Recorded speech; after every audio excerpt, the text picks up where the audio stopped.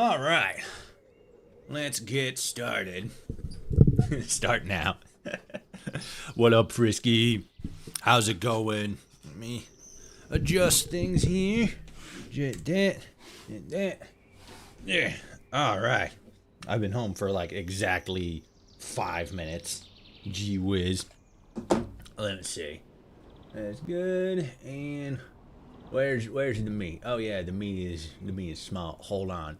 I'm rummaging around with stuff behind the magical curtain. What's up, everybody? How's it going? It's Fallout Friday. You know it. I'm here. We're here. Let's fucking go. Which one's the right one? There we go. Oh yeah, right. There we go. All right. Did you eat your nutrient bar yet? No, because I'm about to eat my nutrient pizza. Yeah. Because I don't fucking got no time to actually make real human food. Because work keeps me forever. And then, like, I got streaming to do, and I'm like, oh, fuck, I don't got time to fucking do all this nonsense. Like, oh, what am I going to do? And I'm all like, I know. I'll order myself pizza. Hell yeah. I think it's been sitting out there for a little bit, too. It feels a little bit more... It doesn't feel as hot and ready as it usually does. But that's fair. John 190, the homicidal maniac. Thank you for following. Or subscribing. I missed which one that is. Either way, thank you. Huge dubs. Epic gamer moment. Oh, God. I'm dying. We got a new fucking... We got Pokemon trailer. Holy shit. Guys, it's Pokemon time again. It's time to spend the next fucking 8 months obsessively analyzing every single little thing. Pokemon Way.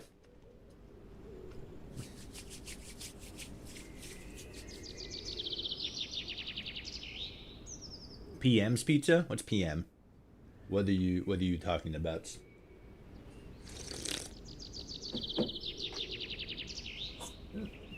Bird, so good. This is the part of the stream where Toshi makes random noises for exactly 5 minutes and 43 seconds. All right, what do we got?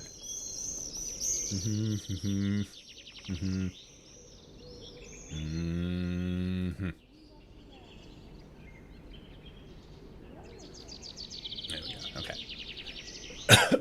Oh God. Papa Murphy's? No. Papa Murphy's isn't. Well, one, they don't fucking do stuffed crust anymore, which pisses me right the hell off because that's like ever since I started like actually, ever since I actually started. Oh, geez, it's not even on the right page on Steam or on Twitch. Oh, just is. Oh no, yeah, there it is. Okay. Ever since because now I have to. Hold on, now I gotta move this thing. There we go. All right. But yeah, ever since I started like getting stuffed crust pizza. Oh geez, it's ad time. Whoopsies. Missed that. Don't worry, it's just for another 30 seconds. Ever since I started doing stuffed crust pizza, it's like the only way I can like actually eat like, you know, the crusts and stuff. For pizza, because like, you know, sometimes the crust would be like, okay, you know, it's still a little moist, it's still got a little bit of give to it, but like, yeah, normally it's just like it's just crispy bread, and it's not even like crispy bread, it's just like it's like hard and tough and crunchy. Sometimes it's not crunchy, sometimes it's just like, oh, this is like fucking chewing on a tree bark. Toshi, I'm gonna buy out the Papa and bring stuffed crust pizza back. Hell yeah, do it. I'm gonna set a donation link in the stream and in chat, and every dollar that's donated during stream is gonna go towards buying out Papa Murphy's so that they'll actually start fucking doing stuffed crust pizza again. It's ridiculous too because they like it's so weird. They used to do it and then they stopped doing it. And then they started doing it again. And then they stopped doing it. And it's like, motherfuckers. And I heard on the internets that like the reason like they don't do it or that like most other places don't do it is that I think like Pizza Hut or something or like Domino's or whatever actually has like a patent on stuffed crust pizza, which is like you hardly ever see stuffed crust pizza outside of like I don't know, fucking Domino's or whatever. I don't know which one it is, but like one of the like major pizza chains actually has a patent on stuffed crust pizza and it's just like lording that shit over everybody else. And it's so bullshit because stuffed crust pizza is to pizza what shoelaces were to shoes. They were the penultimate upgrade. Like, what the fuck? Stuffed crust is the fucking bomb. Hell yeah, it is. Smiling Friends got canceled. Sound the alarms, launch the nukes. The world can't be saved. So Smiling Friends didn't get canceled. The creators of Smiling Friends are just they don't got any more fuel in the tank. They're just kind of like, we kind of figured because they put out like a video and stuff too talking about it. They're all like, we could like keep it going, give it to somebody else, let them keep things going, but that would just feel like, just like beating a dead horse, It's just like it's not worth it unless it's something that we want to do. Then it's like it's just not something that's worth it. I'm gonna adjust my little man here just slightly. Where is it? Oh my god, there it is. Okay. Yeah, something like that. Yeah, that's good. Okay.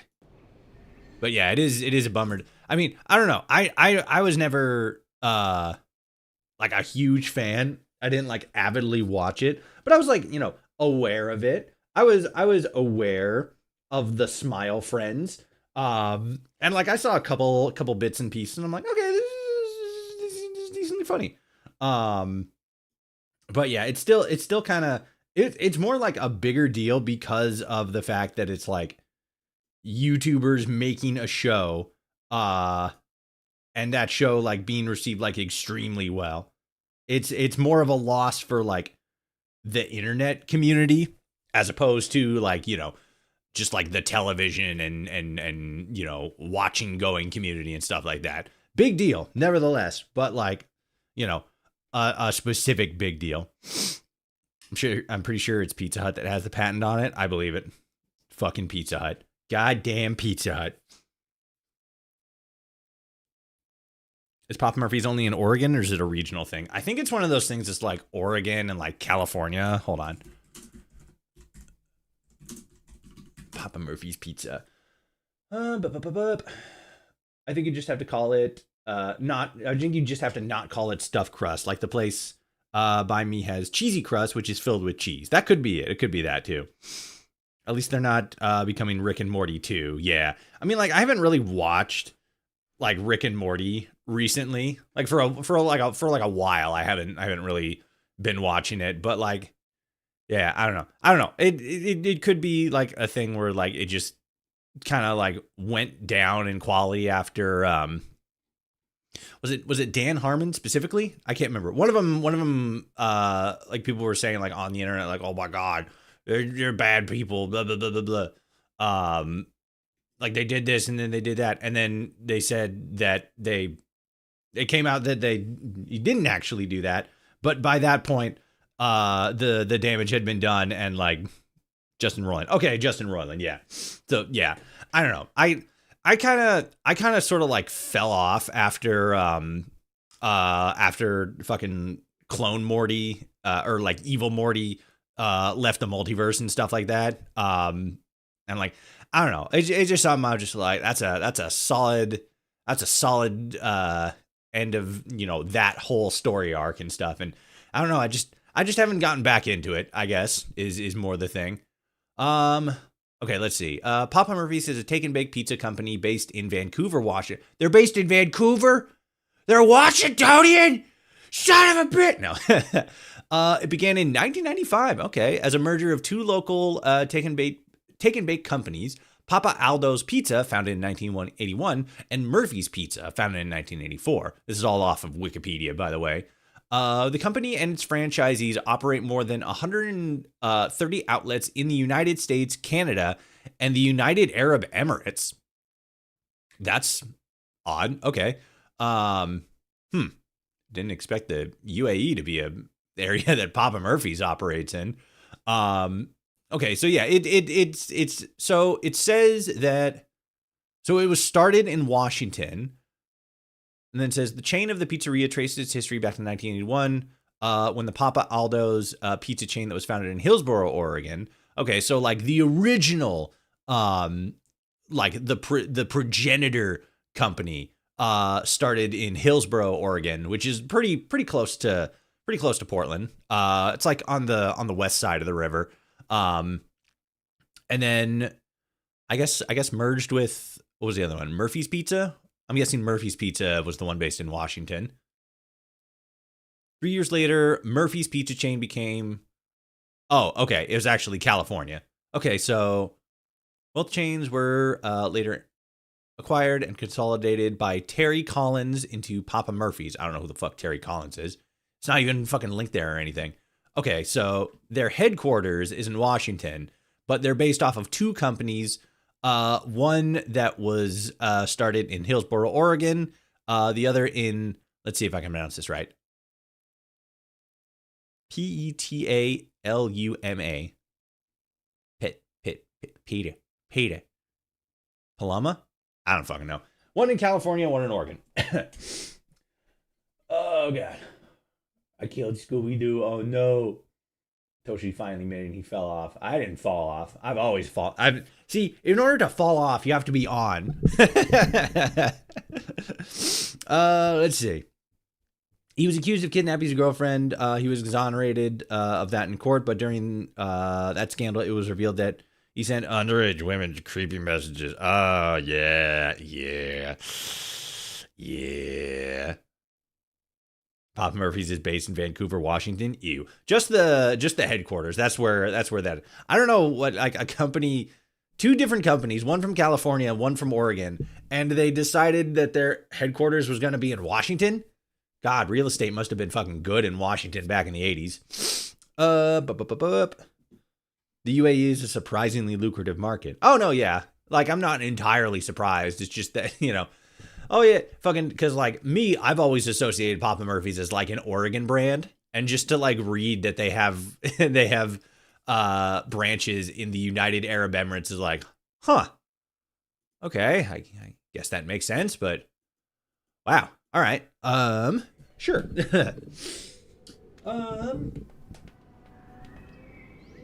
I just found a really good SCP animated series just to learn. The creator went crazy, and at the end drove the show into the ground. Ah, that's a bummer. That sucks. F's in the chat. F's in the chat for the SCP Foundation. All right. All right, let's get on the Fallout page here.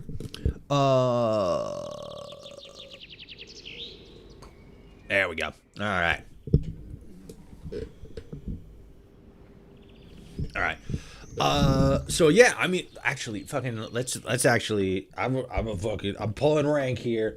Let's do this, fucking, because this was like a big thing today, and I made a short of it and such. Let me get on the right page here. Actually, where is it? There it is. Okay.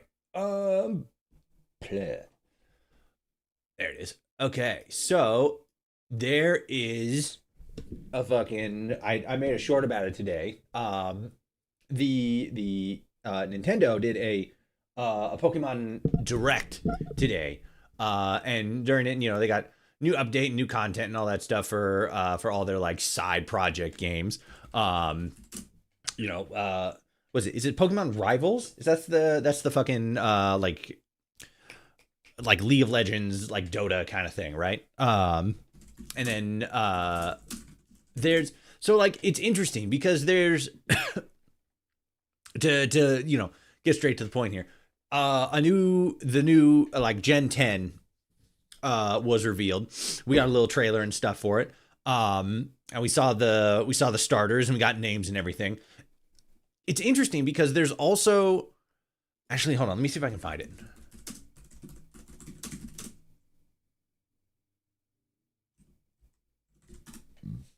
Is that it? Hold on. There was something else that it wasn't announced, but it was another thing that was like more so to, oh no. That was like an event thing. That's what it was. It was something that like Pokemon Rise and Night or something like that, but that was like an actual you know, like meetup kind of thing, like Fallout Day in Good Springs. Um yeah. Yeah, that was different kind of thing. Um but yeah, so we got oh, interesting. That's actually kind of funny. I didn't notice that. So yeah, we got the first reveal of the brand new Pokemon game. What's it say here? Okay, so it says the game will be releasing on Nintendo Switch 2 worldwide 2027, so next year. It's called Pokemon Winds and Waves. From what I've seen, finally got around to playing Nuke World Plus mod. It was great. The voice acting was amazing. The story was good. The jokes were funny. Just for the players to be AI voice cloned. Ah, boo, boo, AI voices. That's so stupid too, because there's like so fucking many people, especially in like the Fallout community. There are so many people who would just like love to do just fucking voice acting stuff. Like I don't think anybody is expecting to get like paid to do voice acting stuff for a mod, and no, then like, they absolutely shouldn't expect that. Um but like it's to see modders using AI for voices of all things, it's just crazy to me. It screams, I want to make something, but I don't want to actually talk to anybody, right? I want to be recognized as somebody noteworthy in the community, but I don't want to actually engage with the community. Which, like, to be fair, real. But it's so fucking lazy. I'm not gonna get into it. I've blabbed about AI so fucking much. Not no. Okay, where's my mouse? There's my mouse. All right, so the new Pokemon game is called Winds and Waves. It I don't know. Let's see. Okay, so that's it. Okay, we got returning Pokemon and stuff. It doesn't say like where specifically it's, because all the like regions are based off of like specific areas and stuff like that. The prevailing, maybe not prevailing theory, but one of the interesting things with Winds and Waves specifically is that there's two different areas that the fandom is sort of like thinking like, oh, like this is where it's based off of. I don't think we've gotten any like official confirmation yet around like what the region's supposed to be based off of. But I've seen some people say like, oh, it's based off of like the Philippines. Some people say, oh, it's based off of like the southern Japanese archipelago, like that section where there's a lot more islands and stuff. I've seen a lot of people say that it's based on Greece, like the Greek islands and stuff like that, which that specifically is really, really interesting because there's oh god, excuse me. I remember like years and years ago, right? Like years and years ago. I think it was even before Pokemon actually went 3D. I think it was after X and Y, I think. Was it before Sun and Moon or after X and was it after? I can't remember if it was after Sun and Moon or after X and Y, but I remember a long time ago hearing this crazy rumor that it must have been like close to the release of, what is it? What was the fucking Pokemon. It's not Pokemon Origins. What was it? What was it like spin-off one that takes place in like ancient times? Pokemon. There's no G in Pokemon, nor is there an E. Pokemon. Is it Origins? No, it's Legends. That's it. Legends. Legends Arceus. Yeah. There was I think it was before that. There was a rumor that there were going to be two different video games, or like two different kinds of Pokemon games. There were going to be stuff that was closer to like the Pokemon Let's Go series that were more aimed at like, you know, younger audiences, that were going to be a little bit more like hand-holdy and a little bit more like friendly and open and stuff like that. Maybe not friendly and open, but a little bit more, you know, player supportive in a way. And then there was going to be another set of games that was going to be more so targeted towards the older audiences, the longtime fans, that was going to be a bit more challenging, a bit more like open world focused and stuff like that. And it was interesting because we kind of saw that with Pokemon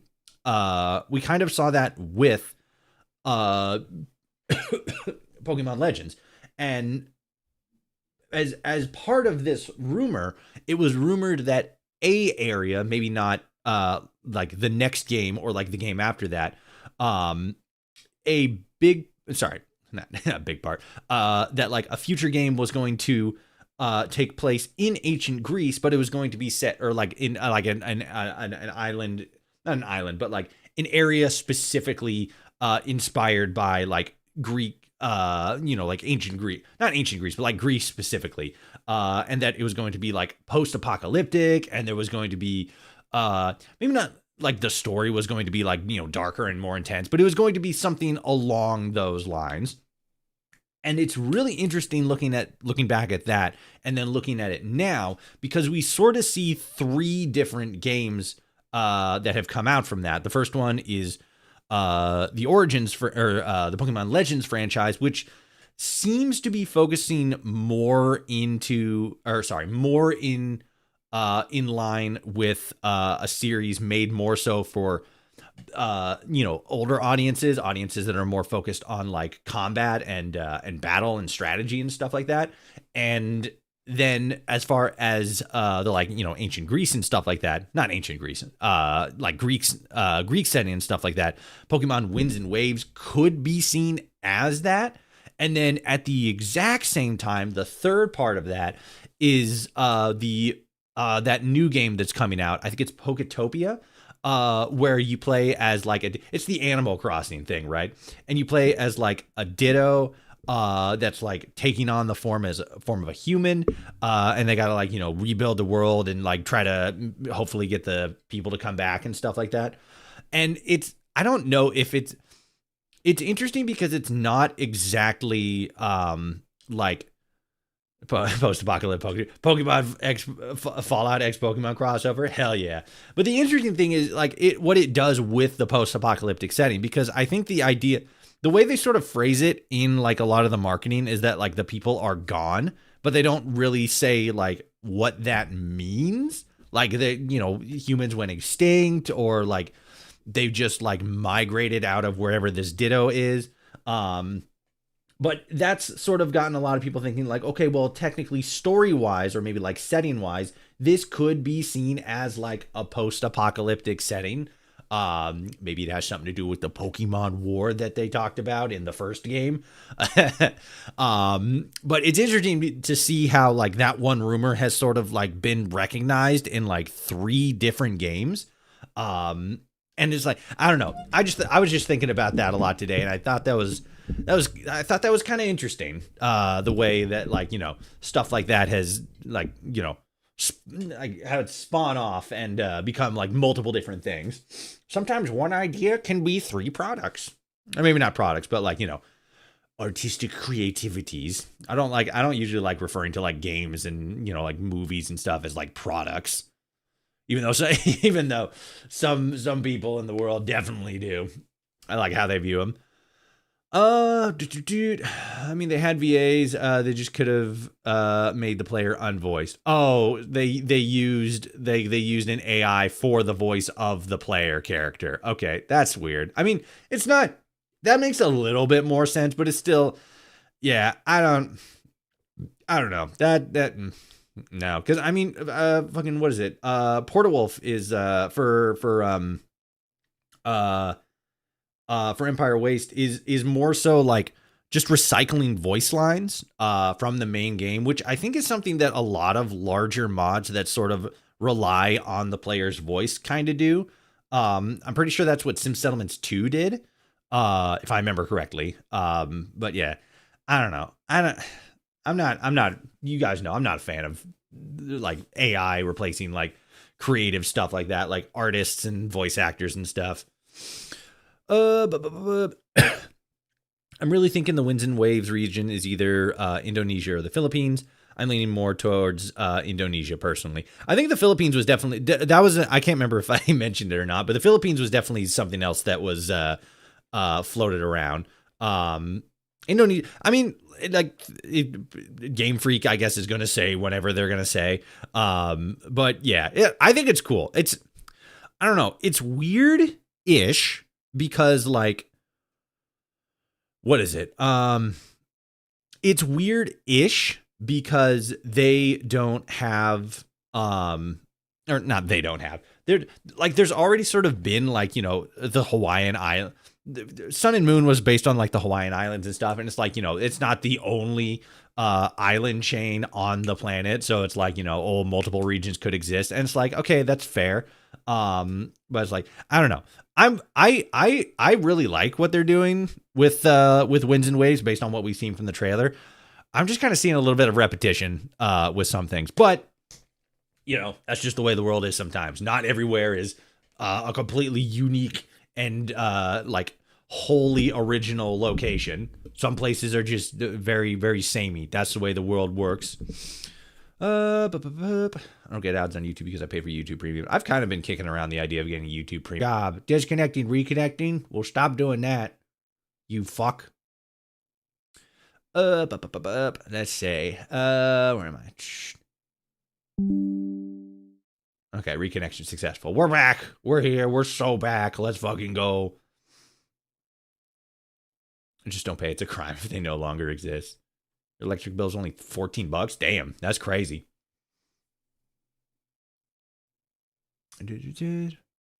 Mod set him on fire. What Pokemon with a Legion train? I feel like they'd probably be like Dark. Maybe like Fire or Dark. That seems very like them. That seems very Legion coded. Personally, I think they would probably train fighting types. I could see that. The Brotherhood would train steel and electric types primarily. That probably, yeah, that sounds very accurate. The NCR would primarily train fighting types too. I could also see that. It's weird when you're not weird, but it's interesting when you sort of like try to like focus on like organizations or groups or teams in this specific instance, because you kind of like end up with like a very samey sort of thing. I feel like the NCR might actually try to do like normal types, because there's like a lot more. I feel like there's a lot more like diversity in normal types, especially when it's like, because one of the things that I saw or that I've seen like a lot of like Pokemon gyms and stuff, specifically in like more like newer games, is this thing where it's like, okay, well, this is technically like this type, but because it's like fighting, right? There's a lot of like fighting types, but some types are like fighting is the secondary, but it's still like technically a fighting type. So they'll add in like, oh, here's a dark type Pokemon or like a poison type Pokemon, but they also have fighting as their secondary. So I could definitely see them rolling with something like that, where the NCR does like normal types, but with like a diversity of secondary typings, just to focus on like strategy and stuff like that. The Legion though, they would just go straight aura. Like that's all they fucking give a shit about.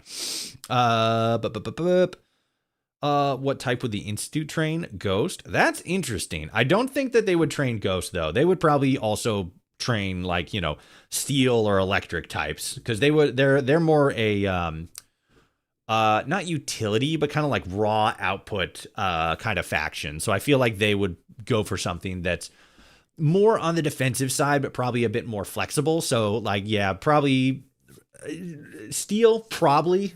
And then because like that's kind of where like most of the like it would probably be like steel and electric.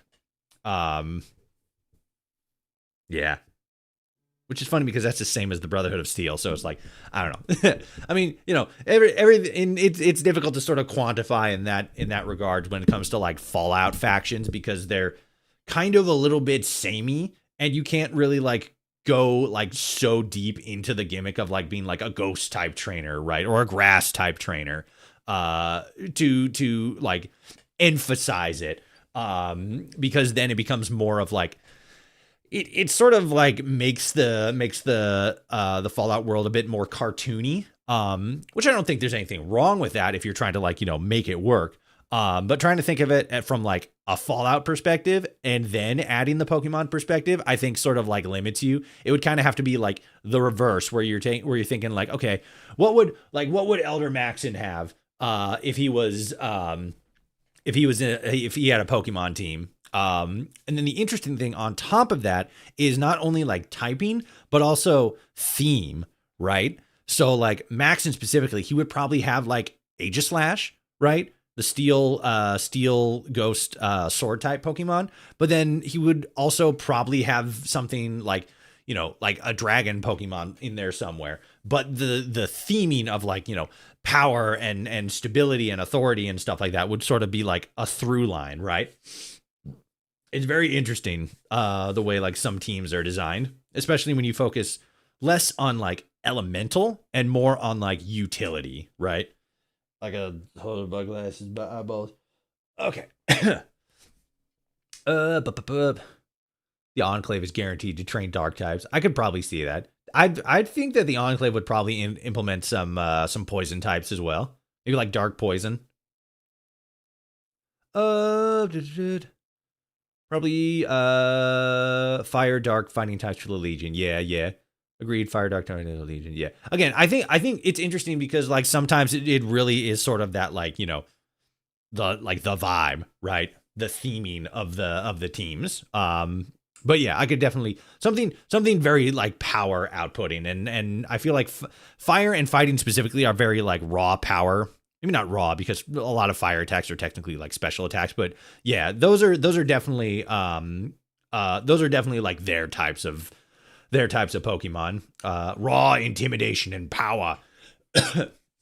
We got another ad starting soon. Follower Toshi won't shut the fuck up and just play the goddamn video game. He's got to fucking yap about other video games for fucking 78 minutes. God fucking damn it. Son of a bitch. Is anybody experiencing any connection issues with the stream as of late? I'm getting a lot of pop-up notifications from OBS that's like disconnecting and reconnecting. Yeah, they're a pretty normal type faction. Yeah, the NCR. Normal and like diversity. Like I feel like in Pokemon specifically, a lot of times people sort of like look down on like normal types, like, oh, he's normal, blah blah blah blah blah. But like I don't know, there's a lot of diversity in normal types. It lags a little, but it's fine. Okay. Hopefully it stays as that. Let me know if it gets. Let me know if it gets too bad, because I have I got the stream open on another window here, so like I can see it. It doesn't look like it's going too bad.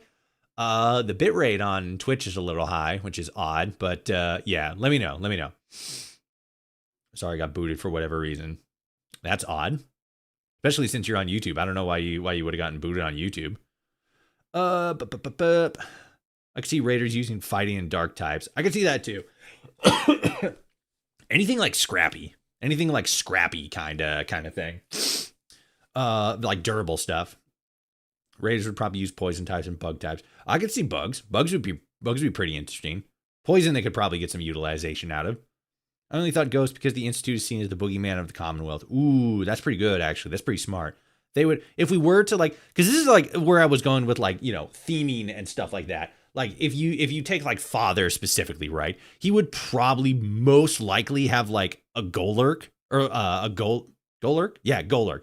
There's a big guy who's a ghost and earth type, if I remember correctly.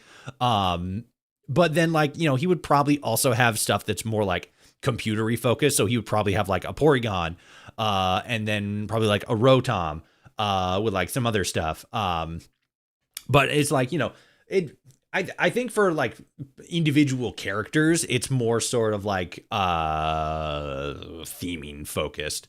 But it's interesting. I think I think it's fun just like creating teams for like non-Pokemon factions, or not factions, but like people, because then you think more of like, okay, well, like, because like it almost seems like who you have like on your Pokemon team says a lot about like you as like an individual. Like, oh, he's got a lot of like cutesy types, or a lot of like this one element, or like a lot of like, big scary looking ones. And it's interesting. It's one of those like unintentional psychological tests, like what your star sign is, or like what your fucking birth month is, or whatever. Okay. What do you think Caesar would train as a team? What about Lanius or the Burned Man? Well, so Caesar specifically, he's again raw intimidation and power and stuff like that. So he definitely has a Houndoom in there somewhere. I don't usually like include fucking, what is it? I don't usually include like legendaries in teams, because I think that's kind of boring. So like probably like Houndoom. He would probably have like maybe like a Slack Ape. What else? There's so many fucking Pokemon. Those are two I can think of right off the top of my head. They seem very fitting. Something maybe a little bit more like regal-ish. Fuck, I know there's like a Pokemon that has like sort of like a region, like a regal theme about it. I just can't remember. What it is. Too many Pokemon. Yeah, there are. There's over 1,000. Live on the Mahame. Internet can be iffy here. That's fair. Toshi stream. Come for the yapping about video games. Stay for the playing of the video games. Hell yeah. Now we're fucking talking.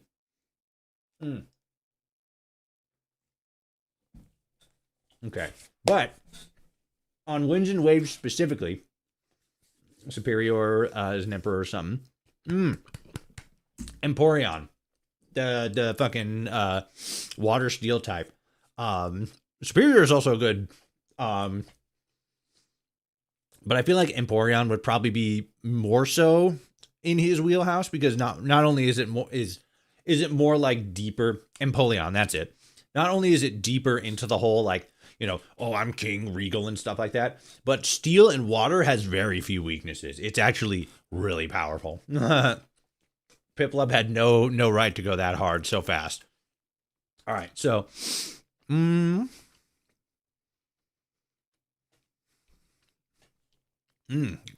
God. I think one staple of Caesar's team would be a Gallade. Ooh, a Gallade. Oh my God, why can't I? There we go. I gotta get refreshed here real quick. Hold on. There we go. Oh yeah, I could see Gallade. I could kind of see Gallade. Yeah. Maybe Primarina too, if you want to go that route. Primarina for Caesar? I don't know if I see that as much. That'd be interesting. He's got to have like one wild like curveball though. On Pokemon Winds and Waves though, we did also get the starter Pokemon for the region. We got some confirms because we actually see them in the fucking trailer and shit. So like, yay, we got fucking Raichu and Marini, fucking my boy Toxapex. Toxapex is so fucking broken. We got a couple of the characters, and then like down here we got the new Pokemon. So we got the starters here. Let me go ahead and pull them up individually. And they've got like two unique Pikachus, which I didn't actually think were like new characters. I just thought they were like, because you remember like back in fucking, what is it? I forget which one it was, but like one of the like 3D ones introduced like, oh, now you can fucking like dress up Pikachu in like all kinds of fucking like crazy outfits and shit. Which one was that? Was that Sun and Moon? No, that was no, something else. Was that Paldea? Scarlet and Violet? I don't think so. I can't remember. But yeah, so I kind of thought that's what but apparently they have actual names. This is Mr. Windy Chew and Mrs. Wavy Chew. I fucking love Pokemon writing. It's so good. Gallade would perfectly represent the Janus face of Caesar. One side intellectual, one side brutal warlord. Okay, I can see that. You kind of sold me on it. So the new starters, we got Brout. Yeah, Brout, because it's like sprout, but with a T, and he's a bird. Just pure grass type. We already know that he has overgrown. That's kind of crazy. All grass type, first part predator Pokemon disability. Oh, okay, that's fair. Yeah, because he's a starter. Oh God, excuse me. Hold on. All right, I'm back. Oh God, I'm drowning. I'm fading fast. Okay. So we got Brad, who's kind of cool. I kind of like him. At first I was kind of like, he kind of looks a little bit too basic, you know? Because there's like, with Pokemon, it's interesting because there's the Pokemon that look a lot like the animals they're supposed to be based off of, like P-Dove, you know, the one that's literally like just a fucking pigeon. And then there's the others that just look like fucking like, what the fuck even is this thing? Like Klefki, for example. I mean, you know what Klefki is, but like you guys know it's not an animal. But with like some creatures, it's like this is just straight up an animal. So when I first saw Brout, I'm kind of like, I don't know, I'm not really feeling it because I don't really like. I'm not as big a fan of the Pokemon that look exactly like real animals. But I don't know. I kind of like them. I'm fucking growing on him. His little eyebrows, his big eyebrows. He looks kind of funny, goofy. I'm kind of into it. I like the fire puppy one. I forgot its name. That's Pombon, the fucking Pomeranian, the puppy Pokemon. Isn't there like fucking 7 different puppy Pokemons? But yeah, I've seen so fucking this trailer just released today, like less than 12 hours ago, and there's already fucking like oh my Shayla fucking TikTok videos of Pombon. I saw one dude, he fucking pulled up a thing. he's talking about Pombon, and he's all like, this thing has been in existence for 14 seconds, and if anything happens to him, I'll kill him, me, you, everybody. And it's like fucking like every generation sort of has like the winner or like the favorite, right? It kind of started, maybe not started, but I remember it most prominently with Sun and Moon, right? Because like everybody liked Litten because it was a cat. Some people were fans of Rowlet because he's a goofy little bird and his head rolls around. Fucking everybody hated Poplio for like no reason. It was so rude because he was such a cute little dude and he grew into such a fucking queen. And like ever since then, it's just been like there's like there's like the best one and then like the worst one. And fucking because Pombon is fucking a Pomeranian, he just boom, instant win. Fucking Brout and fucking Gekwa might as well not even have fucking shown up to the party. It's fucking hilarious. I love it. But I mean, like, to be fair, like you make something to be cute. That's what it looks like. Okay. Mr. Pikachu retired to Boca Raton, and his most important issue when voting are who can participate in high school girls softball and abolishing property taxes. Fucking yeah, fucking this isn't like a new character. This is just Pikachu, like after retirement. He fucking moves down to Florida, and it's just like, oh, these fucking goddamn kids. They don't even remember when I was fat. They don't even remember when I was fat, Pikachu. But Always shows fire for starters, except Piplup, penguins for the win. That's fair. But the water one is kind of adorable. Okay, so yeah, so that's the third one. Gekwa. Hold on, there we go. Gekwa, which also sort of like another one for me specifically. Another one of those situations where I'm like, okay, one, it's a bit more of the like animal kind of Pokemon. Like it's very clearly, I mean, like, you know, they're all kind of like, oh, like this is an animal, especially when like the first, like the first stage is kind of okay, yeah. And then it's like, okay, it for me, to me looks like Sobble / Drizzle combo. Yeah, that's what I thought too. I saw Gekwa, I'm like, what the fuck? We already did this. This is just Sobble, but like, you know, more sassy. Which is saying something because Sobble fucking went crazy when, you know, later stage, like when he's all grown up. But like, you know, at the same time, kind of dig it. Kind of into it. The eyelashes are kind of it's I don't know. There's some Pokemon where it's like it's very clear like the gender, you know?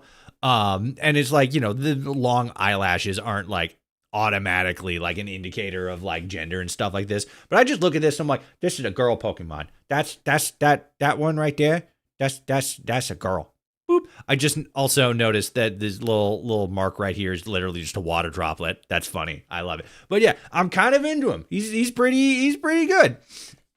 However, the downside is that now begins the just like constant like rabbit every single time there's a new generation, the starters get revealed and literally everybody's all like, what do the fucking final forms look like? You tell me right now, Game Freak. You fucking tell me. Everybody's just chomping at the bits to know what the final form looks like.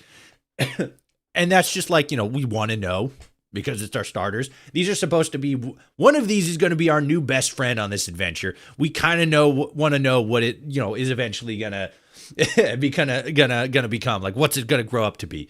But especially the other side of that is like the vibes, you know, we want to know what the final form is going to look like to be like, okay, this is definitely the guy that I want to bring with me to the championship round and stuff like that.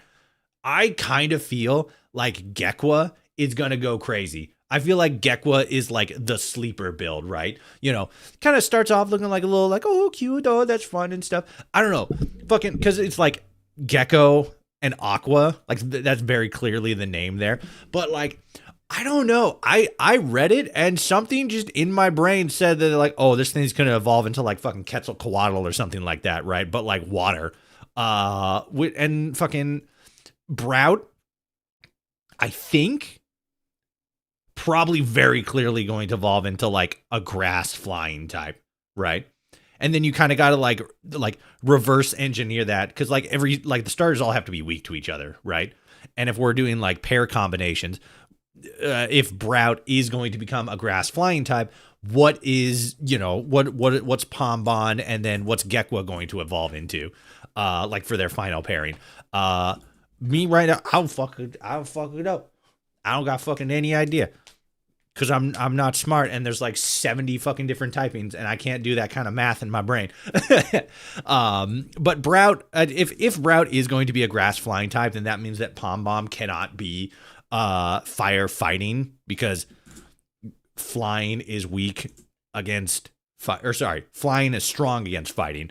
So at the very least, Pombon is most likely not going to evolve into a fire fighting type, which we have plenty of. Gekko is going to evolve into a fucking submarine by third evolution. That'd be so fucking funny. He just goes from cute little animal to fucking war machine, but underwater. Looks up from writing Game Freak a nasty letter. What? I love Masquerada too. Masquerada is really good. Like, not gonna lie, wasn't the biggest fan of it when it started.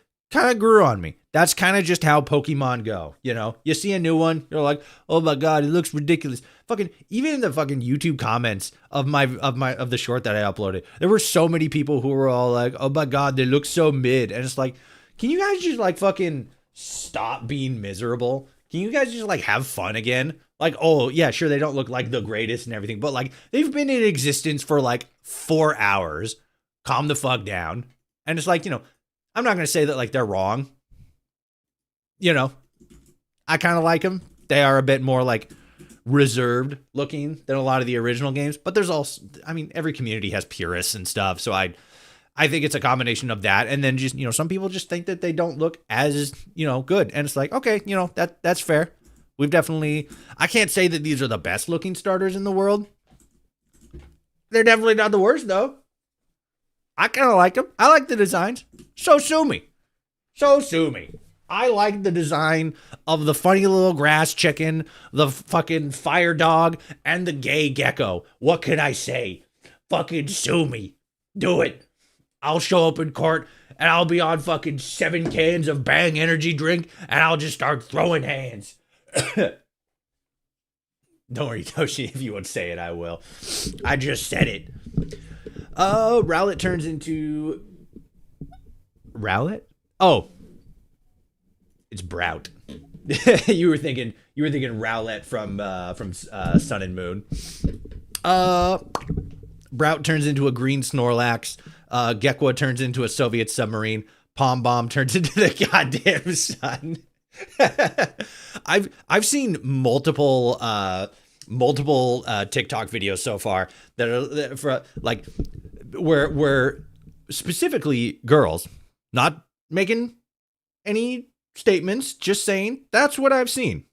Female creators talking about Pom Bomb specifically, and they're all like, I swear to God, Game Freak, if you make this motherfucker bipedal by his second evolution, really going into like some bipedal Pokemon evolving into more humanoid, like they stand up on 2 legs and stuff.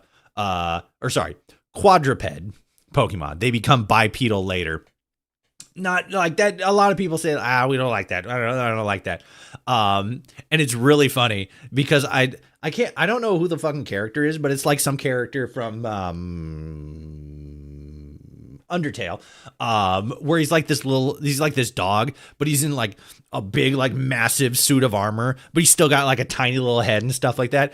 I think they're absolutely not going to do it, but like how fucking funny would that be if Pom Bomb turns into this like massive, like ripped fucking bipedal, just like fucking God among men, Herculean creature of fire and rock, but he's still got the little he's still got his little fucking doofus head and his little fucking cowlick with the fucking ketchup on top.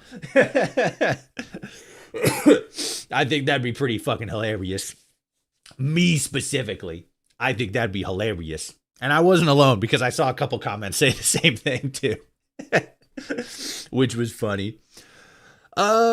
Watch Brout turn into a freaking ostrich and can't fly. That'd be funny because we did get an ostrich Pokemon last gen. I can't remember the name, but it was a psychic type. We did get one, which was kind of cool. But yeah, that'd be pretty crazy.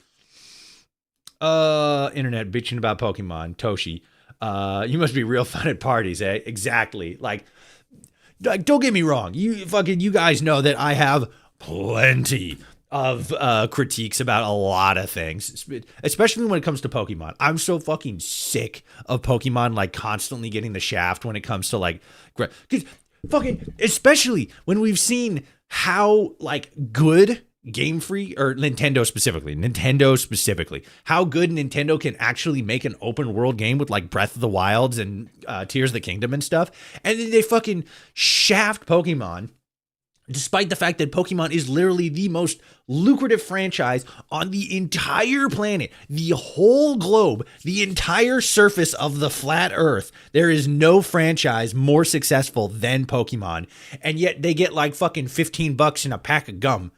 And Nintendo's just like, fucking make that shit work. Which is even more crazy because I can't remember the name of the game, but they, Game Freak specifically, a game that they are making independent of Pokemon, of Nintendo. I think they're making it independent of Nintendo. But it looks like fucking like hyper realistic Monster Hunter.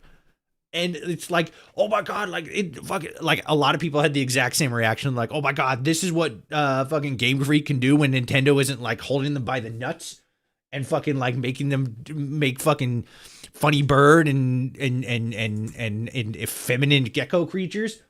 what the fuck? And so it's like, and that's kind of why I think that Winds and Waves might actually be more of a success, because it looks like they're actually putting a bit more effort behind it. I mean, all we saw is visuals, and visuals are only like one part of the entire package. So like the rest of it could be dog shit. But to me anyway, it speaks to more of an actual interest in investing more and actually giving Pokemon its fucking the dues that it's deserved. So I'm hopeful, but like, yeah, there's, again, to the point, I got plenty to criticize about the way the fucking goofy fucking dumbass fucking bird and rat creatures look. I'm sorry. I wasn't coming into a fucking Pokemon game expecting the feminine lizard creature to look hyper realistic and like the coolest thing ever. I don't fucking really give a shit. You don't come into Pokemon expecting fucking rock star level quality. It's fucking Pokemon. It's just supposed to be silly, goofy fun for the kids. And then me, a 35-year-old man. God damn it. Gayco, if you please. That's fair. I've been unimpressed with all the starters since the original, but a lot of them have grown on me. Yeah, that's fair. I look back on some of the starters and I'm like, all right, that one's it's not so great. It's kind of fun, but it's like, you know, specifically around the gens that I sort of like wasn't as involved in, which was like 4, 5, and 6. Hold on. Pokemon starters. As a girl, I take no offense to being bipedal. I mean, yeah, I'm not saying that it's like you know, it's like a necessity, or that like, you know, one specific group of people are saying anything, you know, anything of one kind or the other. I just think that especially when it comes to like quadrupedal Pokemon, you know, some people just want them to like stay quadrupedal. Like they're supposed to be animals. Why does everything fucking stand up on 2 legs, right? Why did T-Pig turn into a fucking like big man on campus? He's a little pig guy. Let him run around and be a little pig guy. Me personally, I don't fucking give a shit. Okay, let me see. Starters, Kanto, Johto, Hoenn. Yeah, it was Sinnoh and Unova. Those were the 2 generations that I sort of like missed out on. I was there for Kanto, I was there for Johto, I was there for Hoenn, out for Sinnoh and Unova. Got back in Kalos, was in Kalos and Unova. Skipped down on Galar because I can't remember why I skipped down on Galar specifically, but I skipped down on Galar. Was it because it was on the Switch too? No, I definitely, yeah, because I had it on. Yeah, I had it low. I can't remember why I skipped on Galar, but I passed on that one. Came back in Paldea. Gen 9 was fine, but like, yeah, it definitely. I liked what they did with like the map and the world and stuff like that, and like, you can approach different parts of the game and different parts of the story as you wish. That was kind of cool. I don't know. It definitely had a lot of issues. It definitely had a lot of issues with it. But yeah. Well, I guess I've skipped out on 3 different ones: Sinnoh, Unova, and Galar. 1, 2, 3, 4, 5, 6, 7, 8, no, 10. What am I doing? So 3/10 of it. What's that? Oh, that's I've missed 30% of Pokemon games. To be fair, I did go back and replay Sinnoh and Unova though. I can't remember which games. Black and White 2. Black and White 2 is the only one that I haven't completed. And then I guess Galar. Every other mainline game I've completed though. What was Sword and Shield? Sword and Shield was the Galar region. That was let me pull it up here. I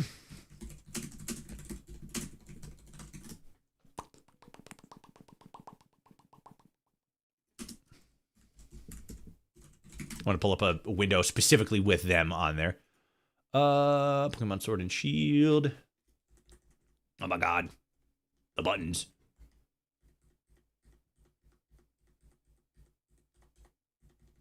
Oh, it's not gonna, that's just the game. Show me images. There we go. Yeah. Boop. Yeah, these guys. Sobble, Scorbunny, and Grookey. That was Gen 9. Or sorry, Gen 8, sorry. Oh yeah, the Legion would definitely train Tauros. Oh yeah, yeah. Forgot about not Tauros. The fucking what is it? The Paldean version, where the like the black one. That's also like fighting type. That's how we rope it in there. Was it dark fighting? I can't remember actually. Ooh, interesting. I know I spelled that wrong, but yeah, because it's also there's like different. Yeah, here we go. Okay, yeah, Paldean Tauros is specifically fighting, and then you got the Blaze breed and then the Aqua breed, which are fire and water. Oh yeah, yeah, that's a Legion critter right there. That's a Legion critter. You can get this one. That's also probably a Legion critter. There's more so a Legion critter. That's a Legion critter right there, like what I'm talking about. But yeah, 100%. Especially since it fits with the theme of because it's a fighting type. That's another thing. That's another really interesting thing about Pokemon specifically, because there's also like there's like the regional forms, and then there's also the divergent forms, which are they're like the same Pokemon but different. I forgot what the other one was. Was it Wiglet? I think that was it. Yeah, Wiglet. This little sumbitch. We're like, that's a Diglett, but he's like from the water. I kind of like the Divergent species a little bit more because it's like a new Pokemon, but it's like a remix of an old Pokemon, which I think is a little bit more interesting. But at the same time, I really like the regional variants too. To where, like, again, it's the same Pokemon, but different. And the reasoning for him makes sense. Like, oh, well, it's the Pokemon that grew up different in a different area. I'm like, oh, that makes sense. And then the Divergent one makes sense. Like, they just sort of split evolutionarily. I don't know. I like it. I think that specifically a lot of the stuff they're doing with the evolution is kind of interesting. Same for Sinnoh, and Unova. Yeah. Damn, I need a Switch 2 now. I know, right? Me too. I was all like, fuck you, Nintendo. Fucking making the Switch 2 all fucking expensive and shit like that, and all the fucking like anti-gamer shit you're fucking doing and fucking just pissing me off and stuff. And then they're all like, how about the fucking, like, Nintendo just comes up to me like, how about the little fucking chicken with angry grass eyebrows? And I'm like, you son of a bitch. I'm in.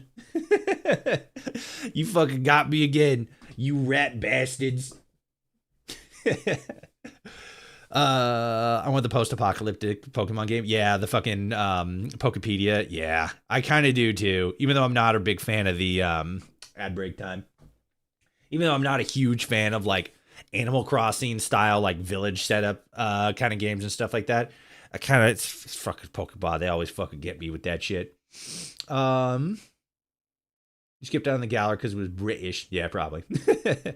I can't remember specifically. I know there was a reason. I just can't fucking remember what it is. Maybe fucking Nintendo was fucking being Nintendo, and I was just like, I don't fucking care that much.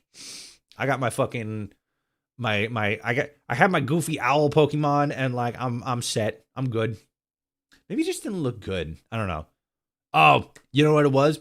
It was because Alola had objectively, unquestionably, like this is scientific fact, the best bad guy team with Team Skull. And I'm like, nothing can top this. It just can't be done. Nothing can top this. It just can't be topped. It's objectively the best team. No, but it was probably because like I think it was because Galar was the first like proper open world 3D with like a movable camera and stuff like that. And maybe I was just like, it doesn't look so great. It feels like they need to cook a little bit. I'll catch the next one. That's probably what it was.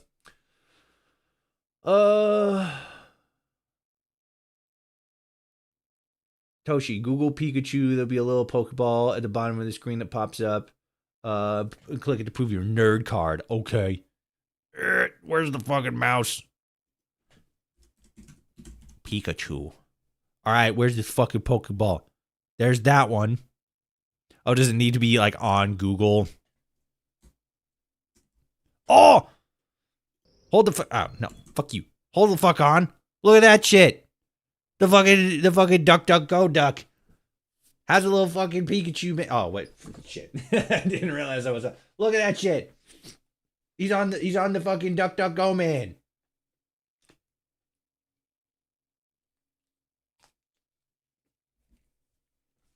That's hilarious. I was not here, but he is there.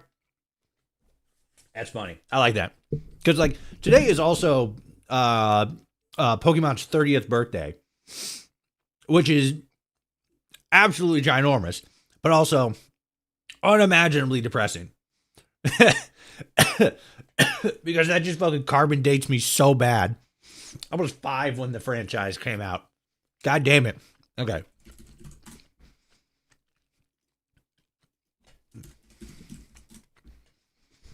Pikachu. Oh, shit! There's a Pokeball! Oh, fuck, it's Pikachu! Oh, fuck, they trapped him in the ball. Son of a bitch! I caught him! Yes! Let's go! No. Oh, my God, I got 151. Oh, catch remaining. So, evolves from coughing. Wheezing. God fucking damn it. I don't fucking know how to spell that shit, though. Wheezing? Of course there's an H in there. Son of a bitch. See, it proves my nerd knowledge, but it doesn't prove my good spelling knowledge. Because I suck at spelling. But we got Pikachu. Evolves from Rhyhorn. Sorry. Evolves from Rhyhorn. Rhydon. Rhydon. Rhydon. There's no fucking Pokemon called Pikachu Rhydon. Oh, wait, did it actually fucking come up right? Hold on a sec. Oh, you see, Google doesn't fucking give a shit if you can spell right or not. It knows exactly what you're trying to fucking type because it's watching your every movements. Hell yeah. This is just the first 150? Oh, it's going to be the easiest. Falls from Nidorino. Nidoking! God damn it. Boom. Give me that fucking ball. Blam. Fuck you.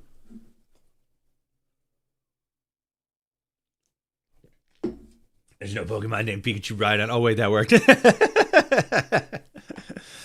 it works, it works. It's not fucking tracking my shit, though. I caught the Pikachu.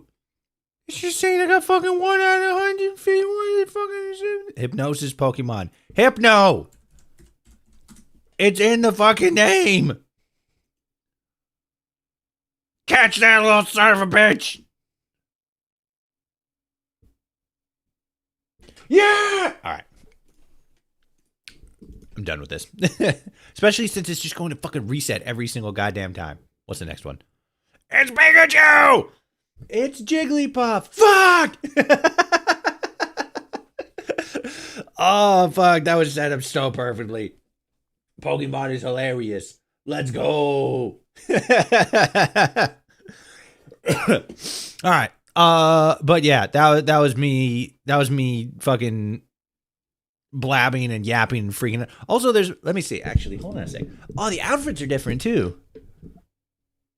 For like boy and girl ones.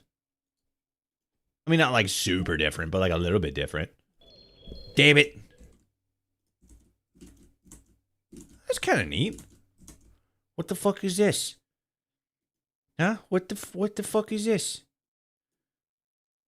We had a fucking skateboard? That's fucking badass. We have a fucking badass skateboard. Oh, shit. She's got it too. Son of a bitch. Nope. But yeah, that's pretty cool. One's more like a sun hat, the other's more like a cap kind of thing. Fingers are a little different, backpacks are a little different. That's neat. You're probably going to be able to like, you know, like customize them and stuff like that, like you could in. It kind of started with Galar, and then Paldea sort of capitalized on it, and then I think with Legends ZA, it got like even better. Like they've just been expanding, like, you know, being able to like wear different outfits and customize different stuff. I miss when fucking Pokemon did like mechanically interesting stuff. Like, you remember the beauty contests, like the Pokemon contest stuff? That shit was fun. And then just like, it's all, oh, every game has to have like a fucking new gimmick and stuff, which this one does. This one has like weather specific gimmicks, which we don't know a whole lot about, but I've seen like leaks and shit, which seem interesting. And it's not just like oh, rain, like what, you know, electrical types or water types are more effective and shit like that. But like actual, like it does like something sort of like, you know, like the Terra abilities in Scarlet and Violet. And then I think we're gonna no, because we got more Megas in ZA. I don't remember. Like low key, I'm not the biggest fan of Megas. They're fun. Not. No, sorry, excuse me. I like the Megas. I'm not a big fan of the Z move stuff. The Z stuff, I was never really like, oh, super mega like ultra attack. Like, okay, that's cool. And then it was kind of the same with the Paldea had like a similar. Well, it had the Terra thing where it like swaps their typing for like a different typing for like the rest of the game or the rest of the fight, which was kind of interesting. But like, I don't know. I kind of like Megas, and then I kind of really like the Gigantamax stuff. That was kind of funny. Anything that makes the Pokemon like look more like crazy and impressive, I kind of like that. The Megas are fine. All right, Toshi and everyone, I'm heading off to socialize with socialists. Have a good stream and have a good night. Take it easy, Zam. Looks like a hoverboard. Well, you got a Stetson. I know, right? You remember the secret hideouts? I do. Secret Gen 3. God, Gen 3 was so fucking good. That was the generation that introduced running, specifically running, the Pokemon contest stuff and the secret hideout stuff. God, Gen 3 was just so fucking good. Fuck every other generation. No. Okay. Fucking, where are we? I've been fucking yapping about Pokemon for a whole goddamn hour. Let's actually play some Fallout on Fallout Friday. Welcome to Fallout Friday. Welcome to the official start of Fallout Friday. An hour into the stream. Hell yeah. I'm gonna fucking, goddamn it. Nintendo got me again. I folded under exactly zero pressure. They're like, Pokemon game, you son of a bitch. I'm in. Okay. Let's put that right there. And then let's put that there, but then do that. All right. Bam. Fallout time, baby. And the cell phone. And the cell phone. God. It was just so good. It was objectively the best generation. My peach is fucking rock cold now. That's all right. Still good.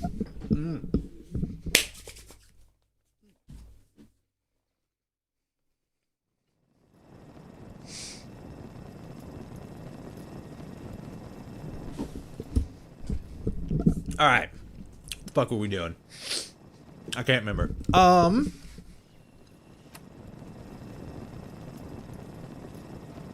Okay, kill the raiders at the assembly plant. Oh yeah, because that's just broken. I'd have to use code shit to.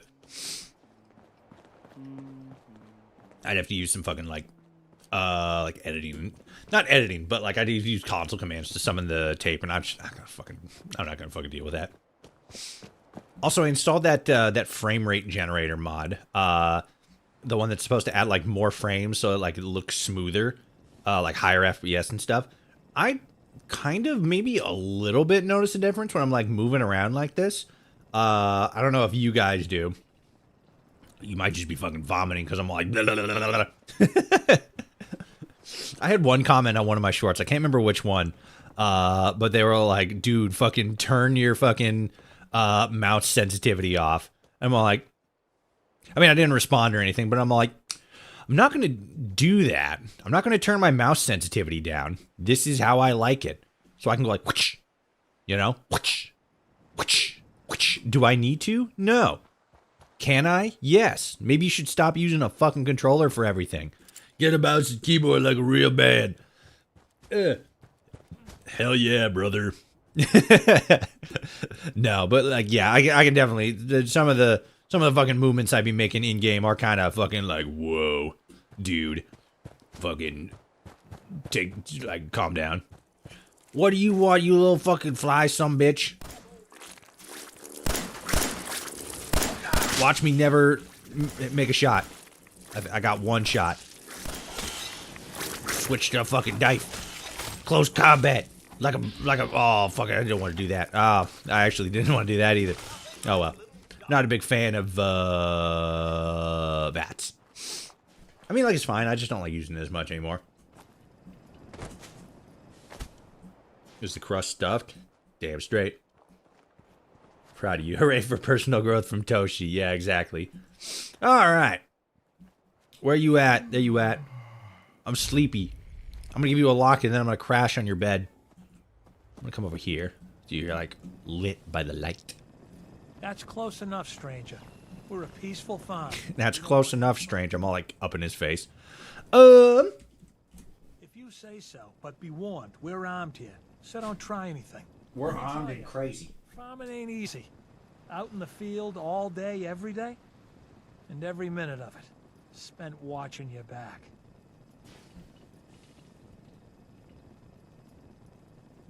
You know, I'm working on a new podcast episode, right? Adamcast Podcast, links in the description and below the stream. Long form content, long form interview conversations with noteworthy and pretty cool members of the follow community. Check it out. But it's interesting because the episode I'm working on now, the guest talked specifically about how Fallout 4's writing and Fallout 4's world building, maybe some more Bethesda specifically. They talked about specifically how Bethesda's writing when it comes to Fallout has a lot less expositional dialogue about it, right? Information isn't really like fed to you too often by like characters. At the very least, in situations where it doesn't feel like natural, right? And it's like, and by comparison, Obsidian, New Vegas does a little bit more, right? Because you just kind of like ask somebody like, who's the NCR? And they'll actually tell you instead of like, you know, in reality, just being like, I don't want to fucking talk to you, get out of my face. Which I think is kind of accurate. But then I always think back to this conversation specifically. And you just kind of like walk up to this fucking dude on his farm and he's like, whoa, hey. You cool, bro? And you're all like, yeah, I'm good. I'm cool. And he's like, all right, just gonna let you know, we got guns here. I tell you though, farming's a son of a bitch. And it's like, not gonna lie, probably would like somebody like I've run a farm, right? And some guy just like fucking walks up onto it out of the fucking woods. I'm probably not going to strike up a conversation about how, you know, you gotta be like a real like man's man or like, you know, salt of the earth kind of guy to like, you know, make farming work 'cause like it's hard and stuff like that. Especially when I'm just like seconds ago was like, all right, I'm just letting you know we got guns here and stuff. Anyway, farming's hard. But like I do kind of see the point, and like, you know, there are some bits of dialogue and like writing and stuff that is a bit more like, oh, the player kind of has to like figure it out and stuff like that. But there's also definitely some stuff that's like, all right, this is kind of expositional writing a little bit. Running joke of asking every single person about Caesar's Legion. I know, right? You're like, who's Caesar's Legion?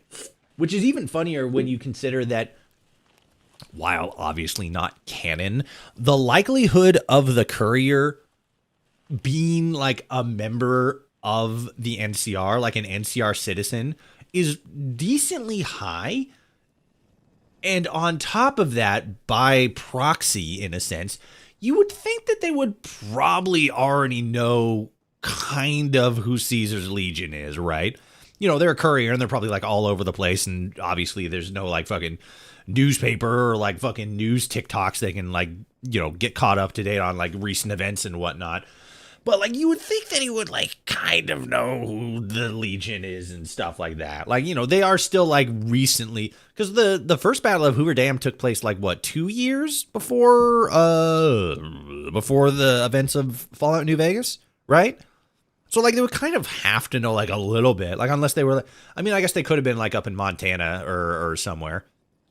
There's that one bit where the I forget his name in the game, but the guy that everybody thinks is the mysterious stranger's son, you ask him like, you weren't in fucking Montana like 14 years ago, were you? Like that's not where you were born, right?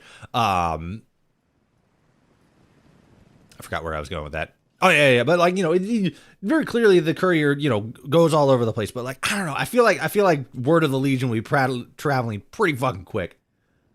As someone who grew up in a farm town in Massachusetts, I can say this is actually pretty accurate to reality. Where they're just like fucking like, hey, fucking, as long as you're cool and you know that we got guns, let me tell you about how fucking hard farming is. All right. Well, if it makes sense to you know. If it makes sense, it makes sense. It just always kind of struck me as kind of funny because he's just like, all right, we're armed here, stranger, so like fucking watch where your fingers go. Anyway, let me tell you about my fucking potatoes here. I guess when you fucking, you know, grow up on a farm, there's only so much to talk about. That was one of the, I forget what specifically it was a part of, but I remember like somebody was talking about like old you know, like old medieval paintings where it's like super surrealist and it's got like skeletons and shit like that, and it was like by our standards like, well, this isn't fucking very scary, this kind of looks goofy a little bit actually, but when you think of like the mindset of the people who were alive back then, most of like you would probably go your entire life without, and like everything that you would see would be something a part of like the natural world, right? Trees, rocks, grass, pigs, fucking, you know, a wolf ripping apart a deer or some shit like that. Some like, you know, more gory stuff, yeah, but a lot of it like, you know, pretty really fucking grounded. And then all of a sudden you see this picture and there's like dudes on fire and like fucking demons and like fucking skeletons with scythes and shit like that. That's gonna be pretty fucking scary. Not gonna fucking lie. That fucking make you shit your britches. Literal conversation I had with a teenager, showing up in a stranger's backyard by mistake, coming out of the woods, old lady. Hey, who's out there? Come on out. Me. Sorry, I was just in the woods. Old lady. You doing satanic shit? Me. No, ma'am, just walking. Well, alrighty then. Don't go. We don't go for that shit around here. Me. Okay. Yeah. You ever castrate a goat? No? Well, get over here, boy. Let me show you how it's done. I moved out of that town as soon as I could. No, yeah, because that's a fucking crazy ass thing to ask somebody, especially somebody who you just seconds ago was like, what are you doing in the fucking woods over there? You're like, nothing. You're a Satanist? No. All right, let me teach you how to castrate a goat right quick.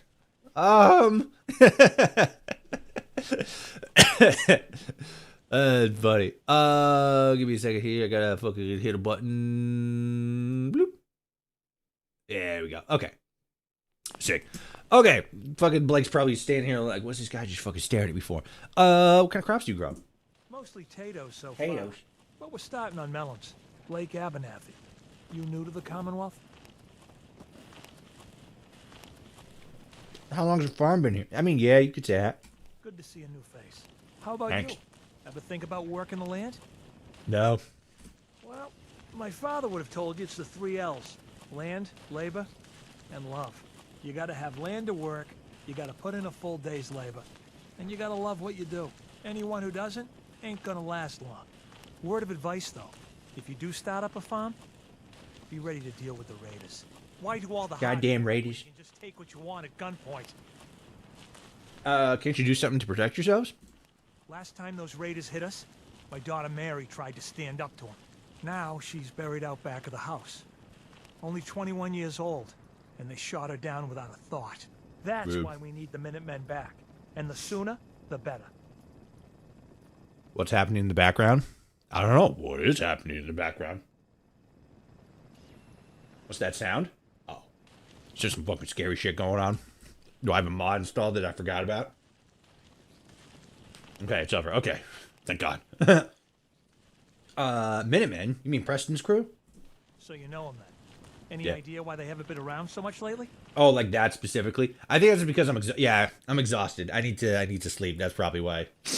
Who's over at Sanctuary trying to rebuild the Minutemen? You don't say. That's close by. If he'd only been there earlier, Mary may still be alive. I don't have much to offer, but those raiders that killed Mary, they took her locket too. It's been in Connie's family for generations.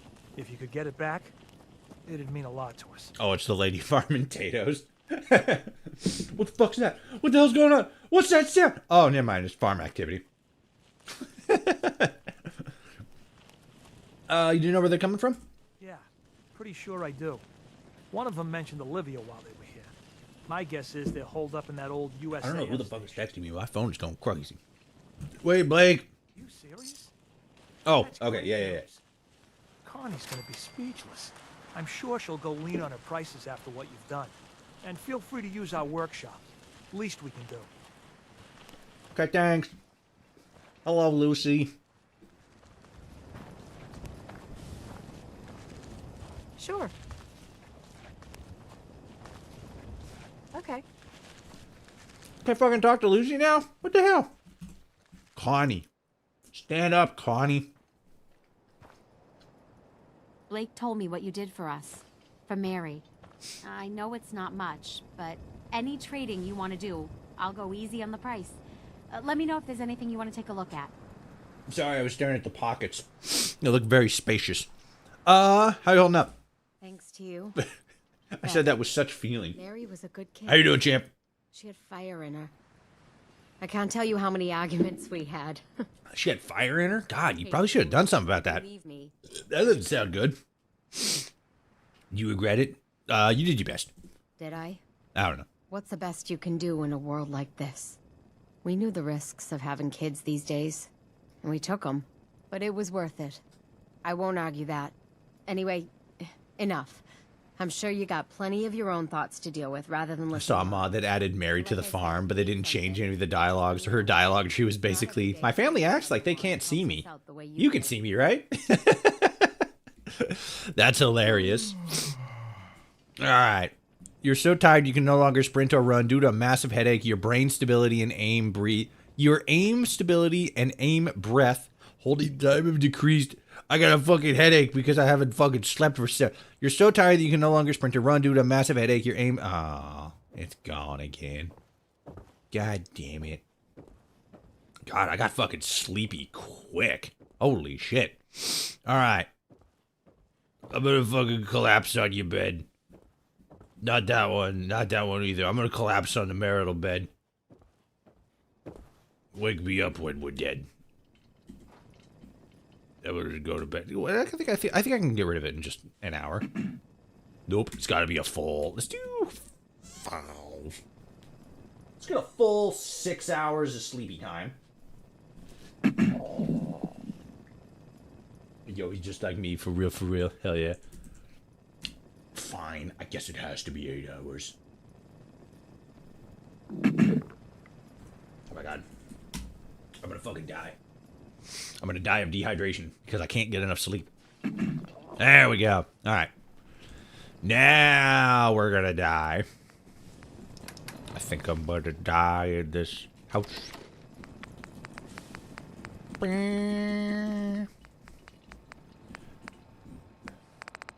Alright, what about water? The soda's not going to do anything. The soda's not going to... Oh, it actually does something. Okay, cool. Sick. I should have just went fucking back to bed.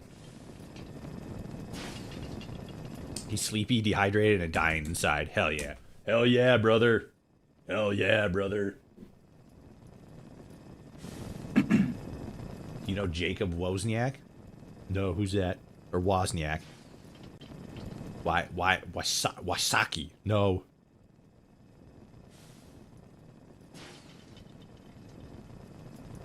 Oh, geez.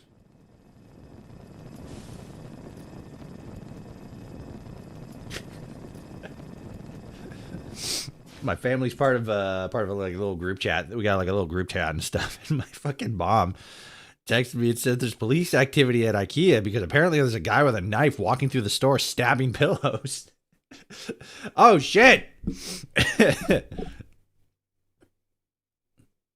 the customer told me 5 cop cars with guns drawn. Not sure who to believe. Glad I'm getting a ride home. Whoa.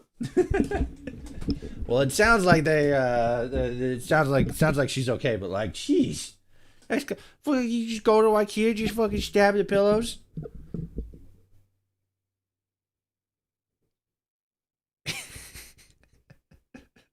God, my sister's so fucking funny. She says he was just trying to test the durability of the knife or the pillows. I have no idea. But it also said like, get home safe and stuff like that.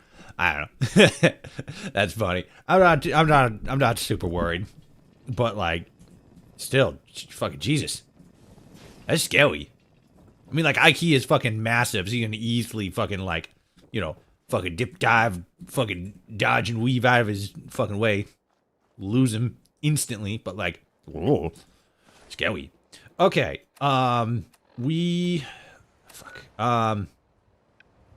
need to we should probably I kind of want to try to see if Sim Settlements 2 is working.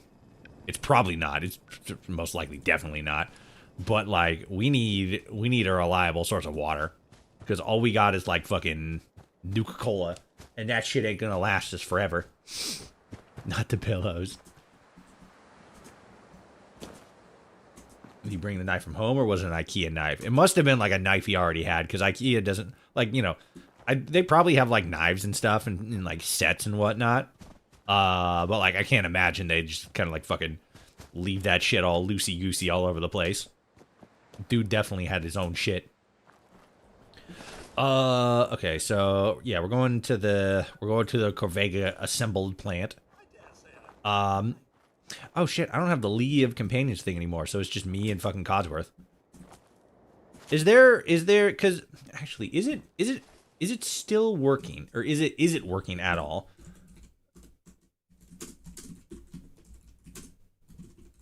Fallout 4. What's the like current mod that allows you to have all of the friends? Cause I'm gonna need all of the friends, or I'm going to die of not having friends. Ad starting soon. Perfect time to search a mod that will allow me to have friends.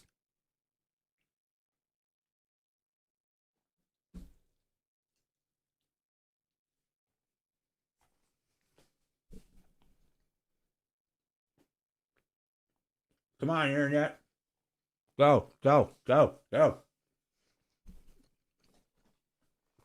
It's lagging on the search. Unlimited companion framework. Isn't that like one of the older ones, but like it still works?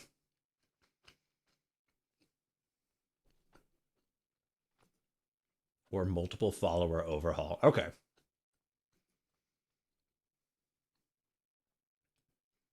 I figured that there was one. I just couldn't, I just wasn't 100% sure. What made like League of Companions? Liga of my companions. That's what the whole mod is called. Weird. Something about that mod made that different. Maybe it was like the menu and stuff. Oh yeah, I think it had like specific options for like how they like move around you or something like that. You could set like patterns, and like you could set each individual like be more like cautious, like don't attack unless I attack. And then like another one you could set just fucking anything gets near me, explode it.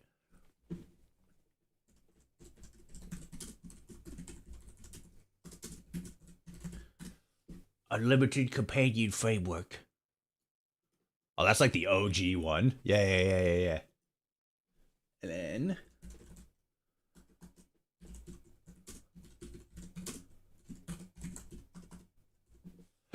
oh god, I'm vomiting. I'm throwing up immediately. Tea Party Companions. Oh yeah, that's another OG one. Multiple followers overhaul. I'm pretty sure I've had both of those at one point or another. Unlimited Companion Framework, probably most definitely. Posts. Let me see here. Is there like a thing that says like, hey, we updated? Can confirm that the mod works just fine for next gen. Okay. I think I'll have to like re-download this and see if it works. Let's actually do that. Because I kind of want to go back to Sanctuary and I don't know, fucking maybe we could do Sturge. That, you know what? That's actually what we should do. Since we need like water and stuff like that. Let's go back to Sanctuary. All right. I don't like fast traveling so much. I'm going to do it right now. Specifically, just for expediency's sake. I don't like doing... I can't remember who it was, but I remember like a while ago hearing somebody like talking about Fallout 4. And they were all like, you know, at some point, I just like stopped doing fast traveling in Fallout 4 because it sort of takes away from the presence of like being in the world. And since Fallout 4 is set up in such a specific way to like anywhere you go on the map, there's going to be multiple things between you and whatever, like wherever you're trying to go. By dehydration worsens. Ah, shit. It just makes the world feel more interesting. Like it's got actual things going on. Maybe not that specifically, but more so like along the lines of like, you know, sorry, let me get the mod going on here. Failed to receive data from secondary process. Unknown. Shut up. Work, damn you. Okay, there we go. More so, there's things going on in the world. So it's like, you know, fast traveling from one point to another. Okay, yeah, sure, that's more convenient. But then you're gonna miss out on all the fucking goofy, crazy adventures that are going on in between those 2 points. And it's like, oh, son of a bitch, I don't want to miss that out. So that's my reasoning for why I don't fast travel very often in video games anymore. Because it's like, you know, and it's not just Fallout either. It's like a lot of different video games, or more so specifically like open world games, right? And I'm like, you know what? Yeah, there is some stuff going on here that like I'm gonna miss it if I don't if I fast travel. That's a damn good point. I'm gonna fucking not do that as much. You know, every once in a while you just kinda gotta. Fallout 4. There we go. I don't fast travel a lot because for some reason it will cause crashing. Then going into the area manually doesn't. Yeah, for like Fallout 4, I have seen that specifically happen sometimes. I still fast travel a lot though. I mean, there's some instances where it's like, okay, I'm like, you know, you like, in a sense, like ethically break your own rule, right? You're like, I don't want to fast travel, but like, I'm going to do it in this specific instance because it makes like, you know, it makes my life a little easier here. And it's like, okay, you know, just I can bend the rules a little bit.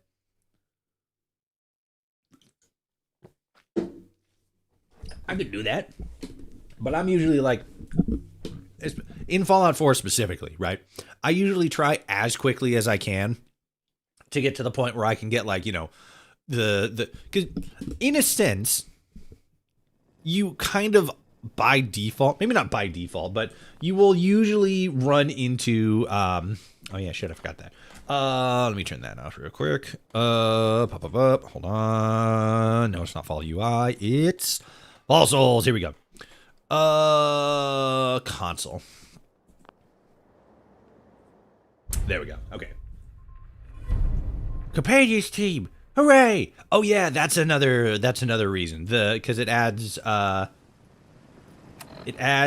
yeah, companions team so that you can find them in case you're like, where the fuck are they?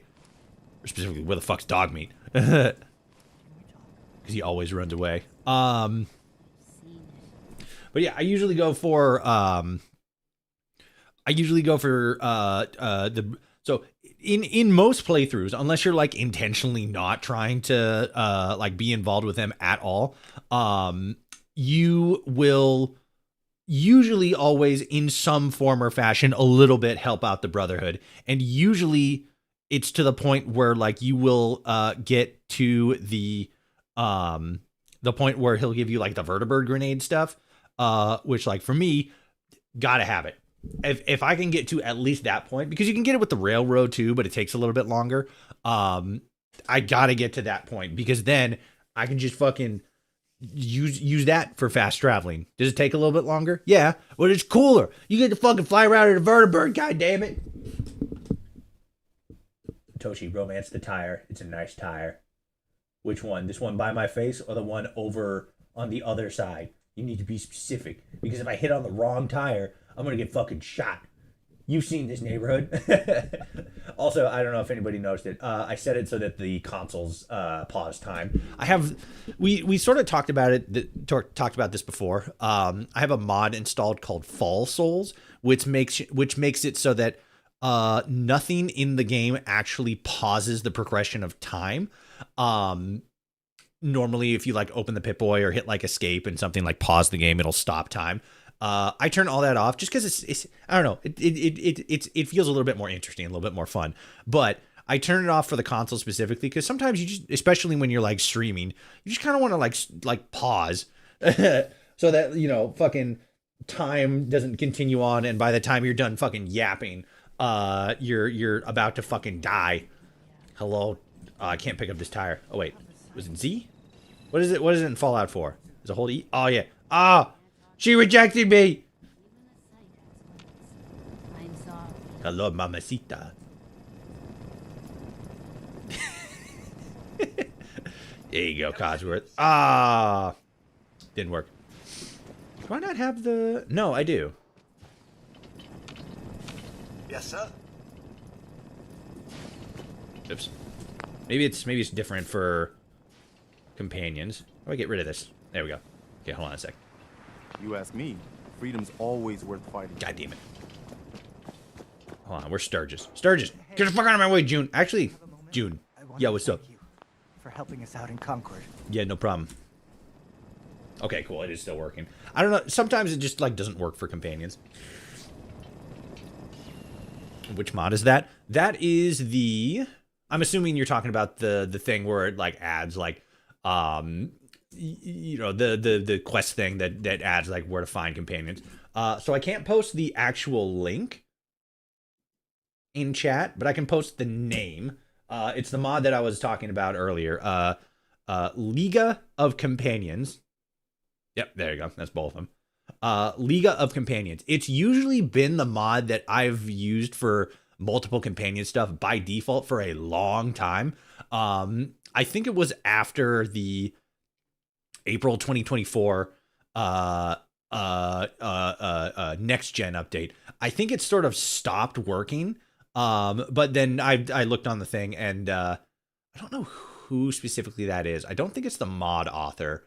But somebody said that back in June 2024 that it works with the next gen, and it obviously works with the anniversary edition, which makes me super happy because this is kind of my favorite favorite mod thing.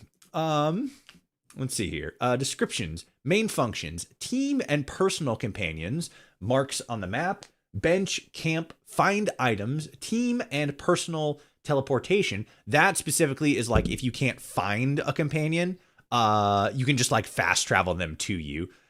Change clothes, interjections, game time assessment, hotkey for dialogue, 32 places for vacationers.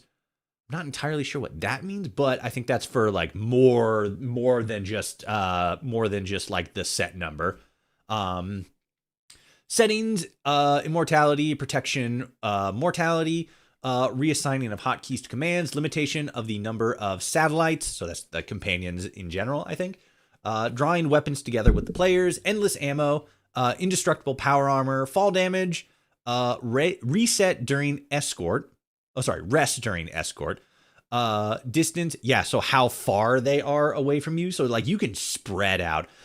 Specifically, I don't remember what the name of the mod was. I've talked about this a couple of times. There's another mod that adds a little bit more stuff to the Minutemen, but specifically it allows you to assign squadrons, either to go out on runs for like, scrap and stuff, but to also go and do the like settlement missions, like another settlement needs your help. You can send them to go do that, which was really fucking cool because like they'll actually, it's not like, oh, like give it like an hour and it'll finish. No, the characters will have to actually walk from wherever you set them up, which for me was usually Sanctuary, and then walk all the way to wherever they need to go to do that mission. And then I think we'll then also go to wherever they need to do to complete that mission.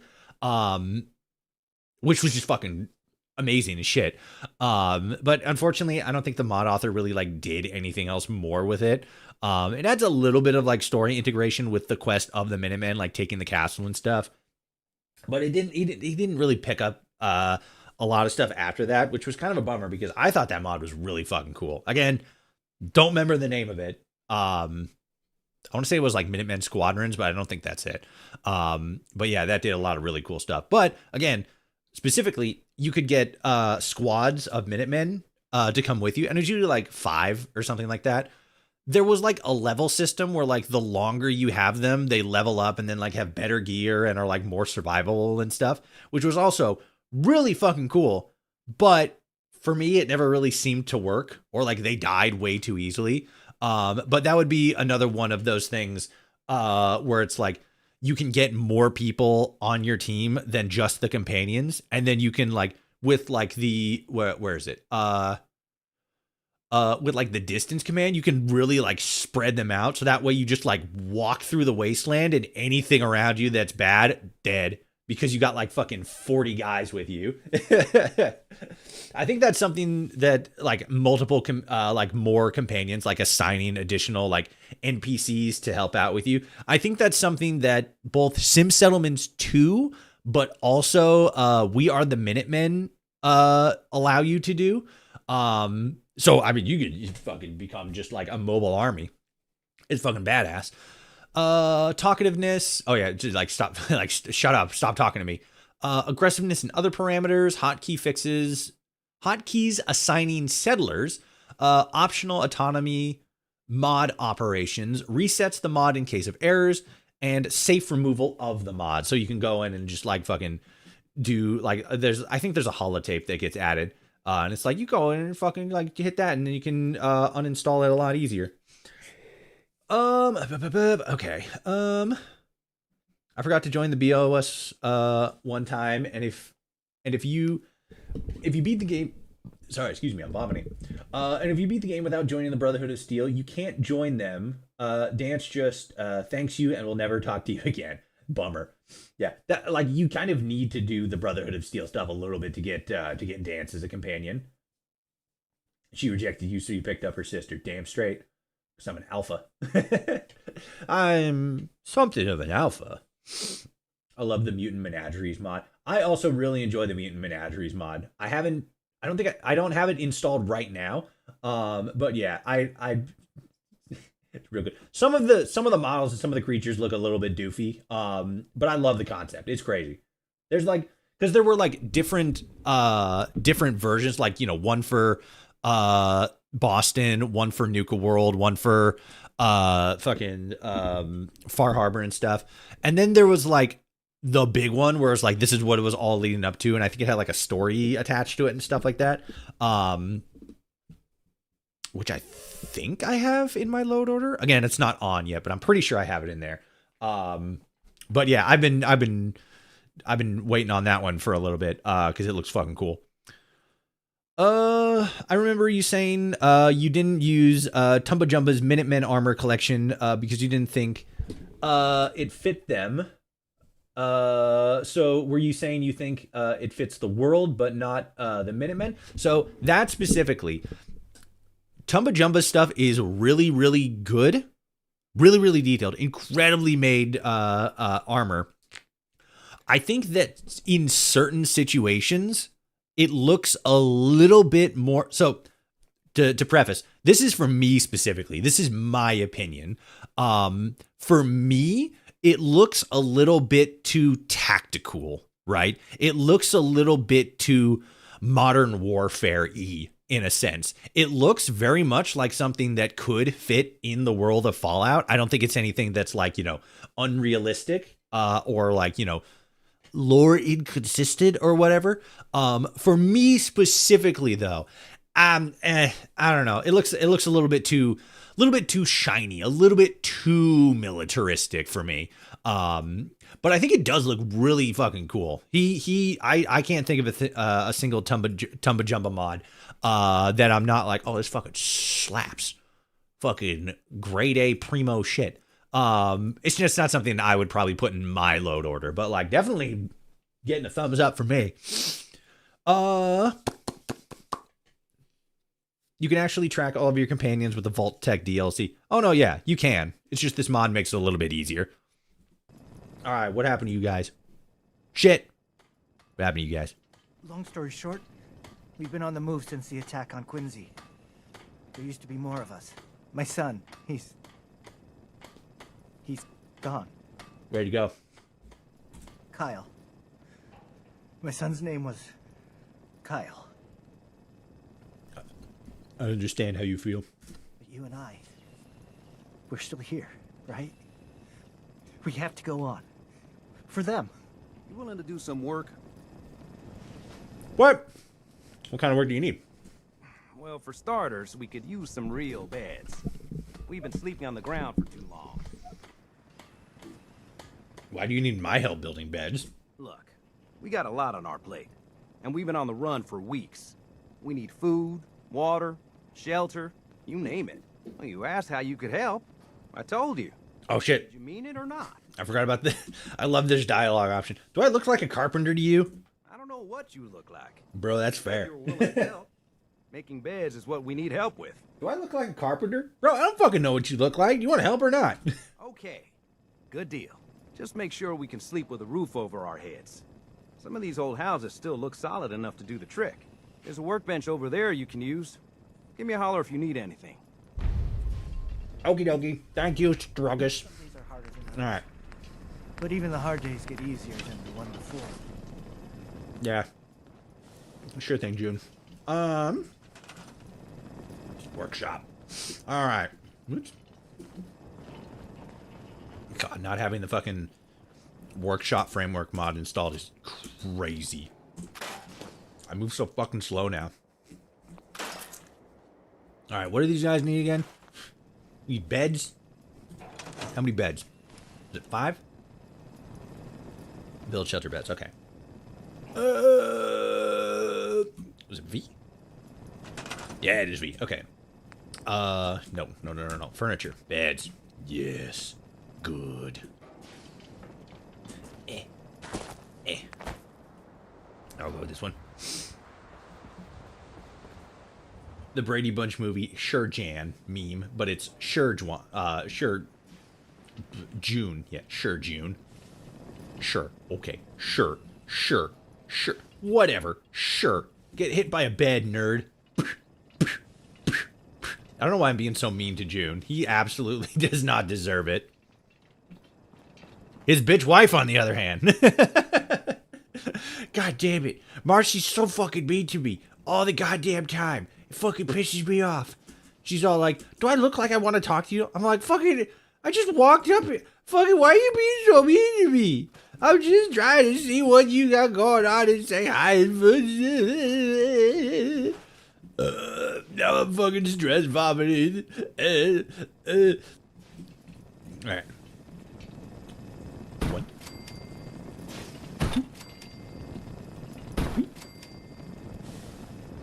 This is about functionality, not form. Shut the hell up. Oh, Toshi, you're so bad at fucking organizing and shit. Yeah, I know. That's why I've always used Sim Settlements 2 to do all my fucking base building and shit. Because I don't got fucking time for this nonsense.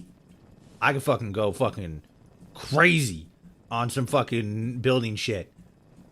I played The Sims. I fucking build shit all fucking goddamn day.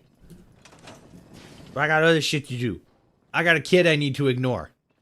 I got fucking baked potatoes and shit.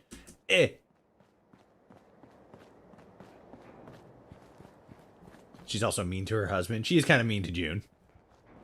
Yeah? Oh, we all heal in different ways. Marcy needs to Having a fucking place to sleep will improve heal everything. off the fucking What we need now is long end of a reliable short source bridge. clean water. Toshi, you're so bad at feng shui in your homes. Shut up. Don't make fun of me. I'm literally just trying to make sure these fuckers can survive because they can't fucking do it without me. What do you mean? Like a well. Then we don't have to keep drinking the river water. That stuff's not good for you.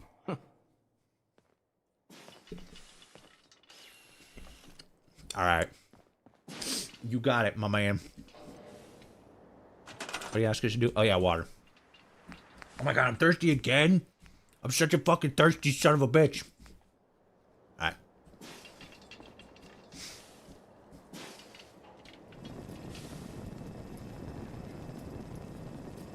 Let's get that water pump going. That's one.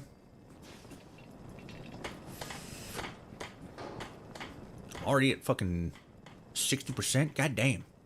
Alright. Let's get another one.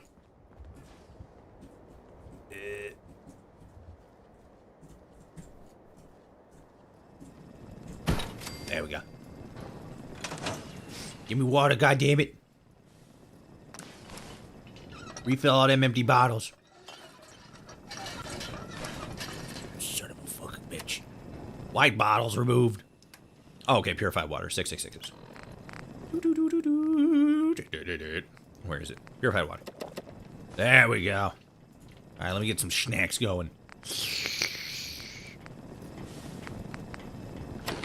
Literally snacks. Fancy lad snack cakes. Sick.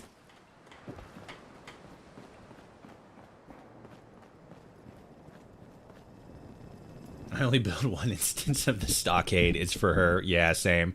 That's specifically why the stockades were added in that in the workshop DLC. Just so you could fucking stick already. fucking Marcy in them and just fucking leave her. I hope you don't mind. Sturgis, read the room. He's talking to someone who's talking about his dead son, and you're talking about work. Yeah, I know, right? Some crops established. Man, June, I feel real bad that your fucking kid died and shit like that. That really sucks, Sturgis. You ready to do some fucking work around here? Like, all right. What kind of crops? Well, it doesn't much matter. Potatoes, mute fruit, corn, whatever you Fucking can should have get to grabbed some grow. potatoes from the farm. God damn it. I think there's enough around here. If I remember correctly, we grab these guys. Where is it? Oh yeah. Damn it. Fuck.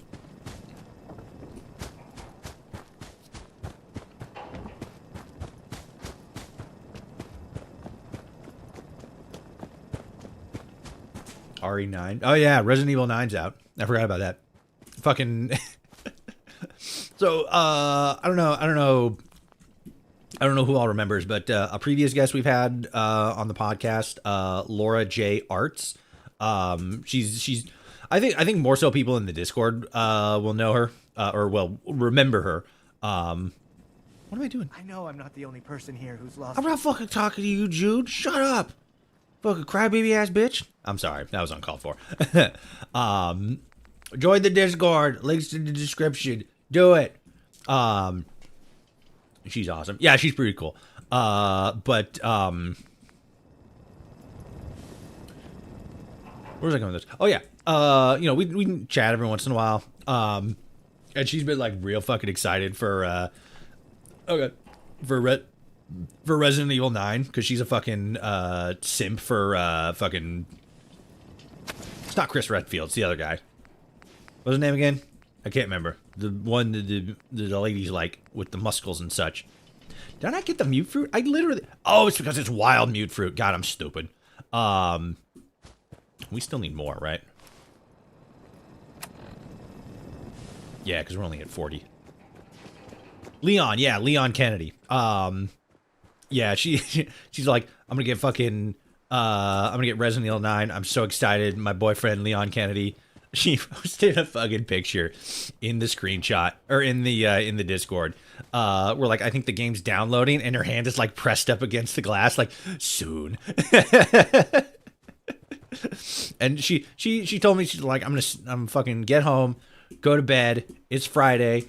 Get home after work, go to bed, and then fucking wake up at midnight when Resident Evil 9 releases, and then just fucking lose myself in the game, looking at fucking his butt and his abs and such. What's up? What's up? What's up, Jake? Jake. All right, let's go get some potatoes from the farm. But yeah, it's fucking. She's just like, oh, let's go. I think a lot of people are pretty excited about it. Resident Evil's a really popular franchise. I never got super into it. I've always been more of a Silent Hill kind of guy. Which I gotta go back and I gotta finish Silent Hill F. Since I got you guys here, do you want to see? You want to see us complete Silent Hill F on stream? Were people excited for that? I know there's a new. They already announced a new Silent Hill game. Townfall. That's it. It takes place in Scotland. Plays a black dude. Let's fucking go. The Scotland thing is kind of interesting. I'm kind of into that. I saw some people who were like, "Oh my god, remember when Silent Hill used to be like an actual town and now it's just like nothing?" It's like, shut the fuck up. It's way more interesting for Silent Hill to be sort of like an anomalous place than just like, oh, it's just a fucking town that's like spooky or haunted or whatever. It's like, oh, okay.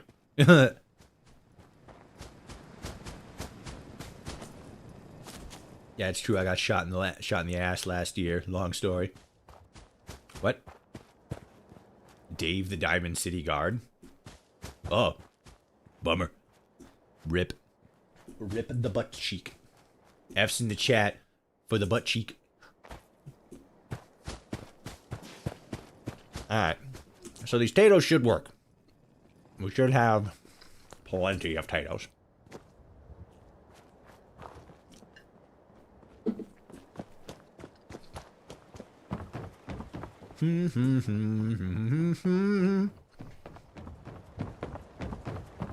Alright, I think we're here.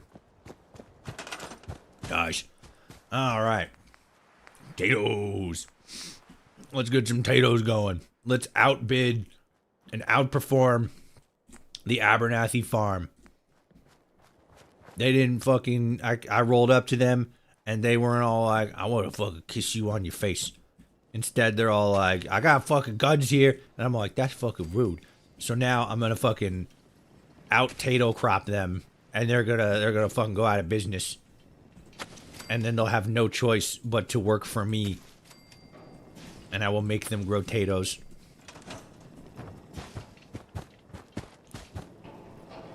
My food is... There we go, alright. Yeah. Oh, ad time.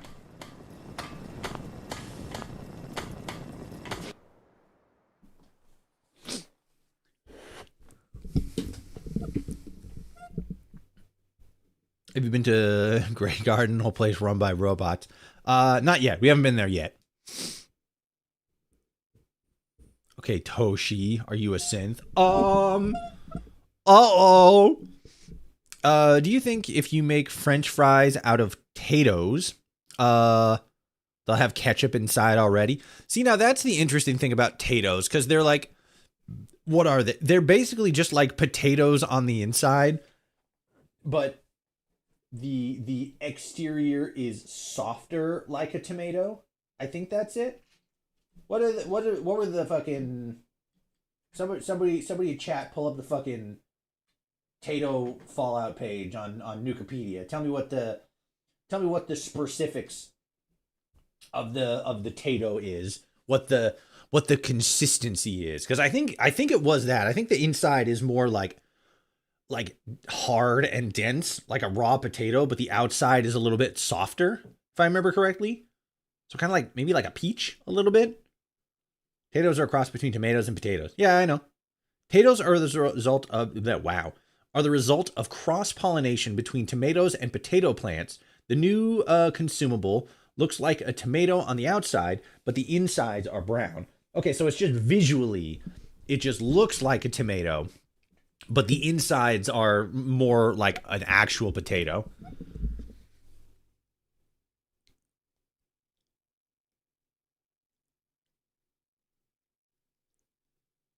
Broke up with my girl yesterday. She left the calf off the toothpaste. You know who does that? A frickin' synth. Damn straight. Alright, cool. We're back. We're so back. We've never been more back than right now. Alright, let's put those excess tato plants in here. You just have to get through today. You've been through a rough time, man. Tato. Wow. Excess. We have fucking 32 of them. Sorry, 23.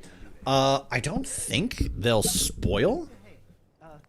I want to say the Flashy Joe mod adds food spoilage, but I don't think. Can't remember off rip. All right, let's talk to Strugus. Okay. What up, Strugus? Feel like home. Thanks for checking Now in. that Move your mouth, you synth. I think we can really make a go with this. He's talking to me in my The mind. more we establish ourselves here, the more of a target we become. Oh yeah, now we gotta build We need guns. to That's get right. some That's right. defenses set up. Then maybe Preston will be able to relax a little bit. Preston doesn't know how to relax. Walls, sandbags, turrets, whatever you can put together. Is it mutation of a plant, or was it some kind of experiment, is what I'm wondering. I think it was a natural mutation, but I think the Institute also has, like, some terminals talking about, Tatos as well. So maybe it was one of those things where, like, it was something that the Institute kind of thought of and then sort of, like, helped along. Or it was something that the Institute is just, like, doing research on. I can't remember which one is, like, specifically, like, the one. Okay, where the fuck's dog meat? I can't remember if I told him to stay here or if I told him to go... Oh, I know where he is. He's at our house. Or, well, I guess technically the house. And is, in the doghouse back in the back. Oh wait, no. No, it wasn't this one. No, there's no doghouse back here. There's a doghouse around here somewhere though. Fucking son of a bitch. Now I gotta figure out where the fuck dog meat is. I don't fucking know where it is. God damn it. Somebody live hack into my game and tell me where dog meat is. Damn it. I wanted to be like right there and be like, never mind, I found him. I know there's like a fucking I guess I could build the machine that tells me where dog meat is. It's not in this one. No, that's the fucking the other one. Oops, power. Is it in miscellaneous?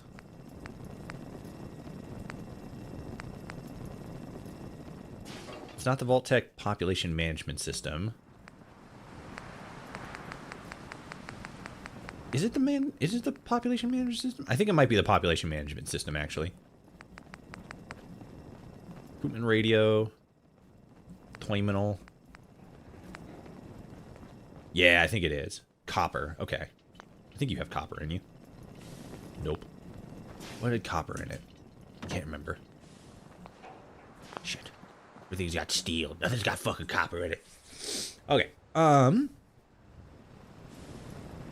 If more crops are being farmed than a settlement needs, the surplus is stored in the workbench. However, settlers consume potatoes first before other crops. All right, that's fair. This means there may not be surplus potatoes available for making vegetable starch, even when there's plenty of excess corn and mute fruit. Hilarious. Toshi, if you're a synth, I'm with the Brotherhood, but your secret is safe with me. Ah, phew. Thank God. Elder Maxton will remember this. Your house is a doghouse. Does it? I didn't see one back there. Why do people believe the sole survivor is a synth? There's no... Wait. Why do people believe the sole survivor is a synth? There is so much evidence to disprove it. Because there's a terminal in the Institute that pretty much says as much. Like, it doesn't, like, outright say, like, oh, the soul survived, like, my dad's a synth or whatever. But, like, it pretty heavily insinuates that. And then a lot of, because I think, so, hold on, let me get caught up on chat here.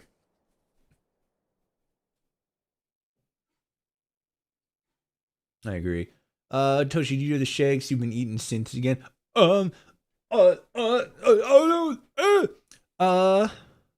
It's the Vault-Tec population. Okay, it is the population thing. Light bulbs have copper. Oh, you're so right. We're light bulbs in Sanctuary. There's something in Sanctuary that has copper in it. I just can't fucking remember what it is. Yeah, I remember your dog went missing just before the bombs fell. Okay, yeah, but there's no doghouse back here.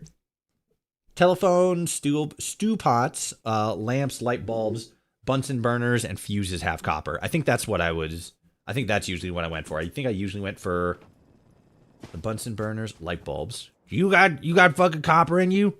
You little toaster ass sumbitch? No. Whoops. There you go. You just stay there and fucking look adorable. Lights had it. Yeah, lights have copper. Okay. That was it. It was the lights. Nothing here. Nope. All right. Whoops. Come on. TVs don't have lights in them. Well, not lights. Copper. TVs don't have lights in them. The brave little toaster. I know. That's actually why I didn't scrap him. I'm like, you know what? You kind of look like the brave little toaster. You get to live. No, but I probably should scrap that for gears. For gears. Gears. Okay. I'll come back to something. TVs don't have lights in them. Follower Toshi 2026. Goddamn straight. I stand by that shit. Ain't never been a single light bulb in any TV ever made, living nor dead. You can quote me on that. I mean, I guess you already did, but, you know. You can do it again if you want. It'd be weird if you did, but, you know. Fucking, it's a free country, I guess. For now.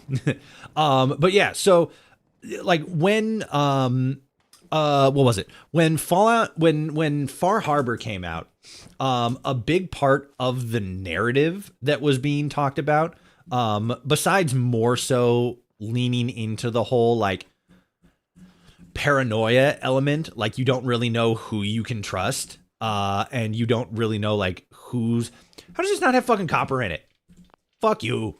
Like, you don't know who to trust, you don't know who's telling the truth, this, that, and the other thing. Leaning more heavily into, like, the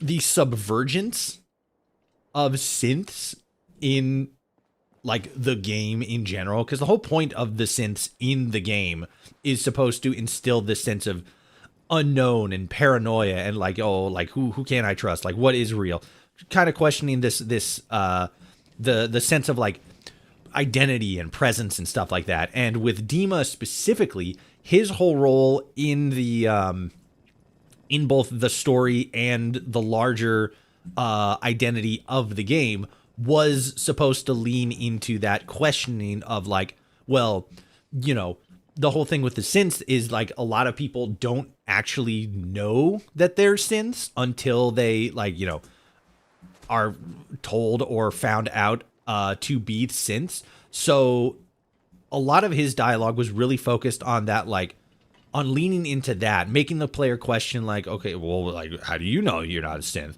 How do you know, like, your memories are real? What makes them real? What is even, like, the point of asking whether or not the subjective experiences you have are meaningful, and why does fake subjective memories make them any less real? A lot of, like, more of that, like, metaphysical commentary on, like, you know, memories and joy and happiness and, like, identity and stuff like that.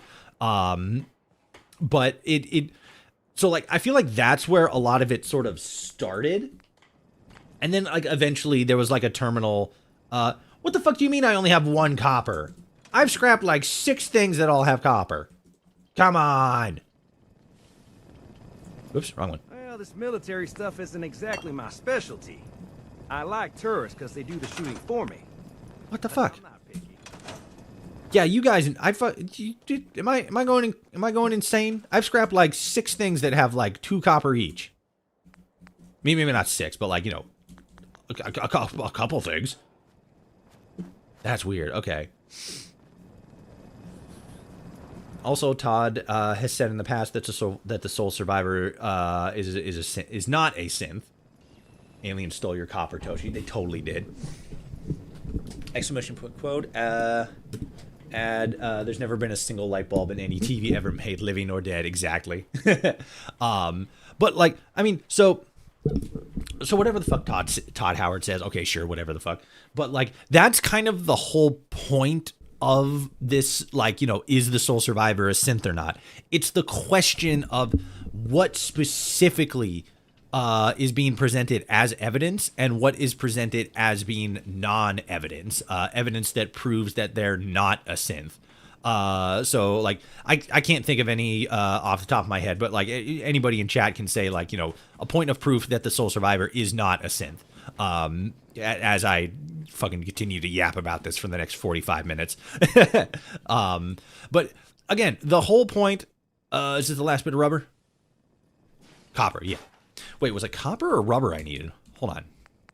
Okay, it was copper. Cool. I guess maybe it was rubber I was seeing. Maybe that's what I was accidentally picking up. So there's a lot of the questioning that Dima throws at you, which could be seen as just like him trying to, like, you know, mess with you, trying to like make you think of like things in a different sort of way, make you think a specific way about you know, synths, this, that, and the other thing.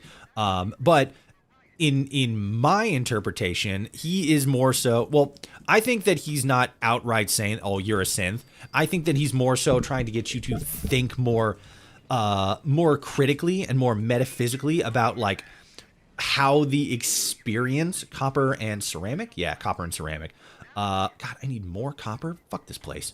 He's trying to get you to think more metaphysically about what the real difference is between somebody like synths that have artificial memories and what the difference is between like a human who has quote unquote non-artificial memories, right? And like why the difference really matters, like what subjectively makes you know, one kind of memory any more real or any more fake than the other. Especially when there's instances where, like, you know, people's memories can be manipulated or like they can forget. So they're like recollection, even just like the act of like remembering something in and of itself, copper, right? Not rubber. Even just the act of remembering something in and of itself is flawed because we as humans don't have perfect memory, right? So when we try to remember something, we'll remember like probably most of it, like 70 to 90% of it, but there's going to be some details that we leave out. So it's like, are those memories not important or like not real because we're not remembering them clearly? It's a lot of that like questioning and making you sort of think more about like challenging your previously assumed you know, assumptions and whatnot. And then while I can't remember specifically the details of the terminal in question, but the terminal that was mentioned, or that I mentioned a little bit earlier, that's in the Institute, I can't remember exactly what it says, but I remember it says something along the lines that sort of insinuates that father was just like, what if fucking my dad wasn't dead? And he like came to save me and shit. How the fuck would that look? And then he like, you know, brought you back, you know, made a synth version of you and then put you in, you know, the cryopod across from Nora. And it's just like, let's see what fucking happens. And then did all that shit. Probably like, you know, fucking clued, fucking was it? You know, clued Kellogg in like, hey, this is what I'm gonna do. And he's like, all right, whatever. To, you know, do all that stuff. But like, you know, it's like, it's kind of, you know, makes you think. Just use a cheat terminal. I could probably do that. The problem with the cheat terminal is it gives you like fucking 500 of them at once. And it's like, I hate that. Also, another big piece of evidence is that the Brotherhood of Steel ending is in the Brotherhood of Steel ending. Then they give you the synth data that shows who is a synth. Nate or Nora would come up with. I think you meant like, you know, they get like the data and stuff, and they don't see like you on that list, which is like, you know, yeah. But then it's like, if this was an experiment that Father specifically was running, he probably wouldn't have kept much like easily available information. Like, it's not something he's going to be sharing with like the SRB or any, you know, any other fucking branch of the Institute outside of like, you know, maybe a couple scientists. And like, maybe, you know, like, oh, he probably has like some like, you know, like data terminal or something like that where you like keep all the notes and stuff like that. And it's like, okay, yeah, well, like maybe, but like we don't see that. So it's like either it just doesn't exist, or he just wasn't keeping any sort of records like that, on the off chance that, like, you know, he gets, you know, somebody finds out and is all like, this is fucking unethical or whatever. Or, you know, just like there's a bunch of reasons why something could not have happened. The fact that it doesn't exist isn't intrinsically proof that it's not a possibility. It's just sort of like insinuating that it's not as cut and dry.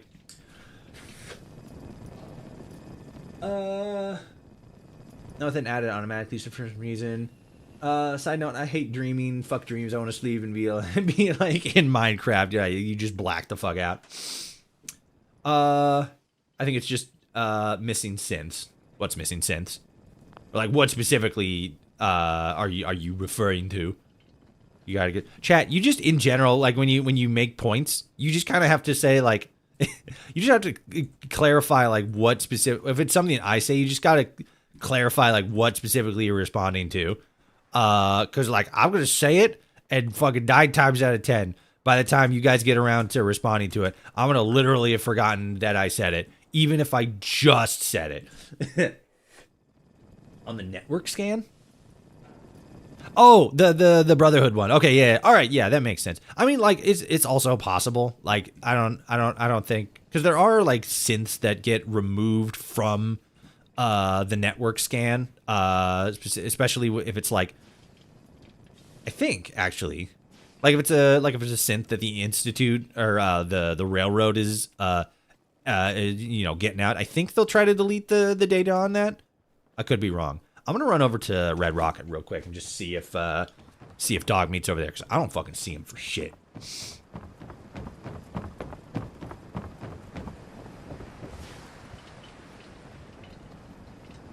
I heard some stuff about Arcade's voice actor not being a good person. Is that true or lies? It's really funny because, one, it's true. But what's even funnier is that the voice actor for Caesar, if I remember correctly, is like pro-trans, like, you know, is an ally. But fucking the actor for Arcade Gannon is not, which is really funny when you take into account both of their characters. Fucking let's grab both of those. You know, Caesar fucking being Caesar, pro-slavery, anti-LGBTQ, fucking homogenous society, fucking mindset, son of a bitch, compared to oh, actually, let me grab these. Yeah, they do that. Compared to gay scientist, and then their real life are just the complete opposite in terms of ideology of their character. What? Yeah, wasn't that maybe Portal remember specifically? Wasn't that the thing? The voice actor for Caesar is like, you know, an ally and pro-trans and stuff like that, but then the voice actor for Arcade Gannon is just like it's like, nah, fuck them gays. Wasn't that it? I could have sworn, or at least like, you know, trans people, because I'm pretty sure that whole thing was over like trans rights and stuff like that. And I think Arcade's character, or his actor rather, wasn't down with that. I could be misremembering, but I thought that was the case. Okay, let's put that there. I don't think I have enough. I might just... Oh, I got enough. Sick. All right. Let's find frog meat. Bloop. Wire. Power. All right. VIP tracker. Where's Dogface? Where are you, you son of a bitch? He's literally 5 feet away from you. Fuck. He's not. He's actually way over here. Oh, is he? He's in the... Oh, fuck. I always forget there's a doghouse back here. I've been running all over the place like, where the fuck is he? He's just like, I'm just fucking hanging out. All right, let's go. Replaced by man's best friend. I suppose I can't be too dismayed. All right, cool. Now we got them both. Let's go.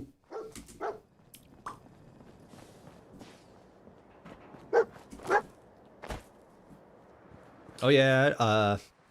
Zachary Levi, R.K. Gannon, is sadly a little out there. He was on the Joe Rogan show a few times. Really? Interesting. I gotta turn this off. That's really funny, though. The aspect of his character that he leaned more into wasn't the... hi, dog meat. Wasn't the progressive gay scientist. It was the Legion. That's funny. That's really funny. Okay, let's get some turrets.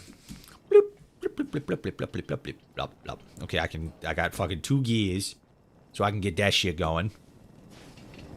I'm gonna put you right here, because I'm lazy and I don't give a shit. Get out of the way, Codsworth. Sick. Alright, let's do this. That. Right there. And then I'm just gonna fucking... get myself some shit. Just to fucking make this shit go a little faster. Oh, wait, no, I need to be the other one. Nick is in the house files. Nick is in the house files because he's actively looking through the house files. Also, it wouldn't be House. What the fuck are you talking about? House is a bad guy. Like, fucking, okay. Ice cold take for anybody who has 2 brain cells to rub together in the Fallout community. Mr. House is not a good guy. He's not a good guy, and he's not a good guy. He's not a bad guy, but he's not a good guy. But he's not fucking, like, Caesar level bad, or like fucking Eulogy Jones level bad. If anybody is, like, has the files, in the Fallout universe, it's Eulogy Jones. It's 100% Eulogy Jones. That dude is sus as shit. Hi, I'm back. Welcome back, Ashley. I gotta eat this pizza before it goes fucking stone dead.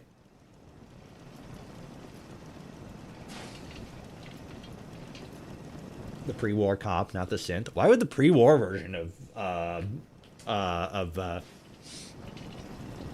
of Nick Valentine be in the files? That would make sense. He wasn't weird, was he?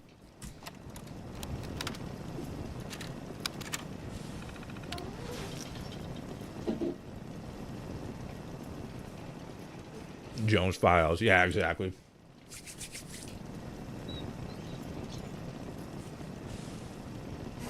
Tenpenny would be in the files. I put that on everything. Okay. Yes, but I don't think that Alistair Tenpenny would have been one of... I think he would be in the files. I don't think he'd be one of the people that did, like, you know, I don't think he would do that. He's always struck me as, like, you know, the rich, opulent guy who's like, I can do whatever I want. But he never really struck me as, like, Cook, on the other hand. That dude's fucking in those files. 100%. Cook, 100%. Tenpenny? Yeah, but probably not for that reason. Fucking... What's the guy who leads the pack again? I can't remember his name. He's probably in there for that reason. And then probably... I'm trying to think of who else. Who's that dude that runs the that one factory that makes the mystery meats? It's like made out of ghouls. He's probably in there. Mason? Mason! Yep. Mason's in there. Mason's in that shit. I mean, they kind of fucking... Maybe not heavily, but it's pretty insinuated that the pack fucking does stuff with animals. Like, I'm not gonna fucking lie. Let's not fucking sugarcoat this shit. Oh, god damn it. Theodore Collins? Who's Theodore Collins? Is that the...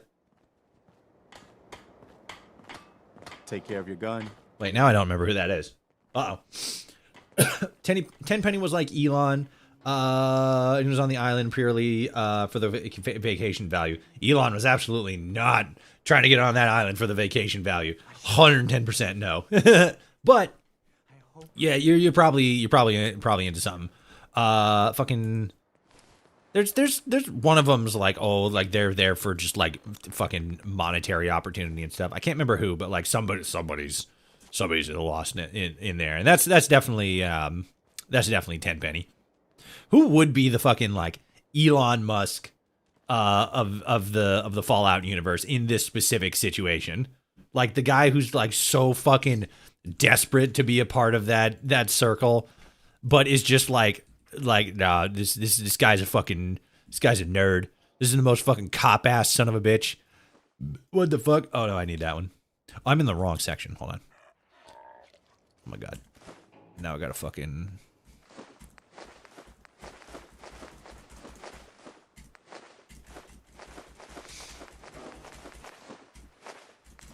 There we go. Just kind of put it all in there. Big Sal and his bodyguard buddy. Who's Big Sal? Is that a Fallout 2 one? Bud? Who's Bud? I don't remember these people. Son of a... I shouldn't have fucking said anything. I shouldn't have been all like, oh, I fucking know who in the Fallout universe is in the files. Because I clearly don't even know who's in the Fallout universe. God damn it. Son of a bitch. Also, why am I so fucking tired? It's fucking... God, it's fucking 1 p.m. Do I need to adjust the values for for sleep and stuff like that? I think I might need to.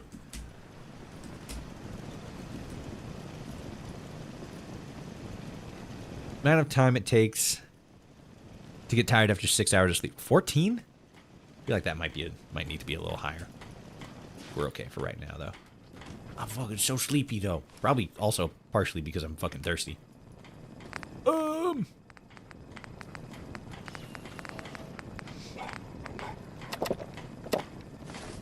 we go. Okay.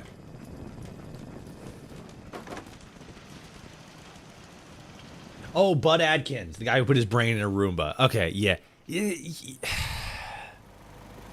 Yeah, I'll agree with you on that one. Got an ad starting soon. I bet Philippe from the Gourmand. Oh yeah, there's so many people in the White Glove Society that are in the Fallout files, in the Jones files. That's the fucking Fallout version of the Eulogy Jones. 100%. Like fucking White Glove Society. Ugh. Big spooky vibes. We have some defenses set up.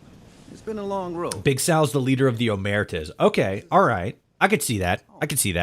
That's like a Fallout 2 one. Wait, no, the Omertas. No, yeah, that's a new Reno gang, isn't it? What's next? Well, I guess Maybe I'm just how to stupid. get back to living instead of just surviving. Of course, you know you're welcome anytime. My door's always open to you. Windows too. Some of the walls actually, come to think of it. I guess I better get back to... Sturgis, though? Sturgis would never. Here now. Sturgis would never. Sturgis is a synth. Sturgis would never.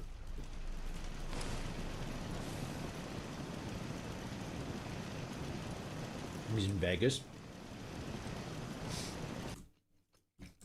Let me look him up here. I'll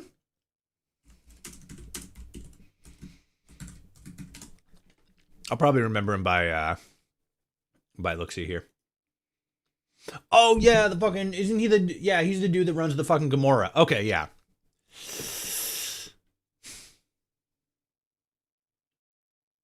Wait, no, he's a high-ranking member of the Omertas. Is he a high-ranking member, or is he like the boss leader? Okay, the leader is Nero.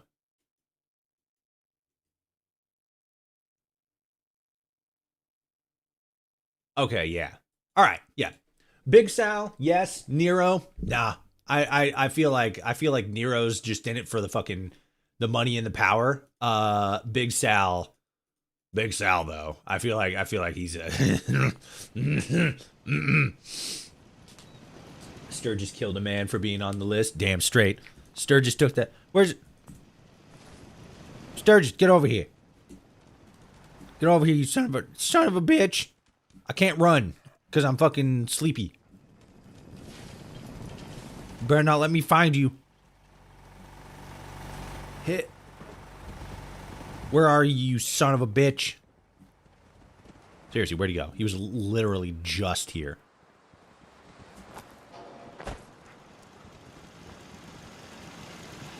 Seriously, what the fuck? Where'd he go? He was just here. Ah, fuck. Sturgis has like a wrench on him though. And I was going to say like that's the wrench. He used that wrench specifically to beat his fucking brains in. Alright. Tenpenny would absolutely be in them. We talked about that a minute or two ago. Tenpenny is in them, but he's not for that reason. He was in it for the snorkeling. No, he was in it for the fucking like oh, this can make me money and stuff like that. He wasn't in there for the fucking you know what I mean? That's not what he was there for. He was there for fucking making caps. There you are, Sturgis. Get over here. Let me show the people. Let me show chat your whoop ass stick. Nice job with those defenses. I've got nothing else I need. Where's that right wrench? now. You got a hammer. There it is. There's his wrench. Look at that shit. He beat somebody's brains through with that wrench. Fuck yeah. He's just cleaned it real good because he's a professional. He's a professional craftsman.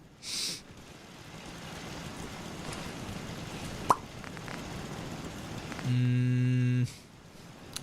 don't want to fucking... I don't really want to cook anything. Well, actually, I do want to cook stuff, but I don't really want to...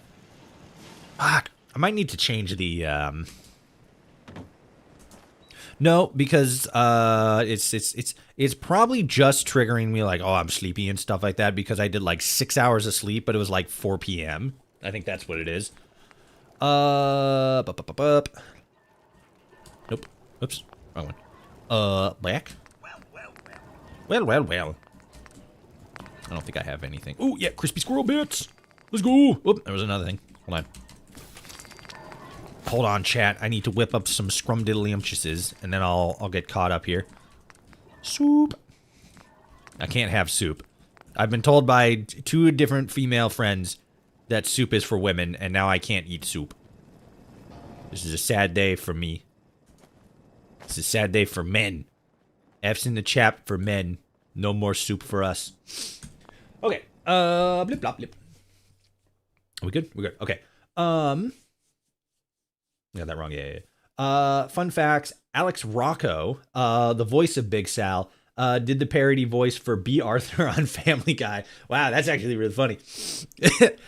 That's a deep cut, though. Or that's a deep cut, too. Do you know Mama Murphy is the strongest character in the game, even stronger than the max strength player? Yeah, her strength is like, what, default like 13 or something like that? I'm just saying. Mama Murphy solos. I'm forgetting his name. Frank Horrigan. There we go.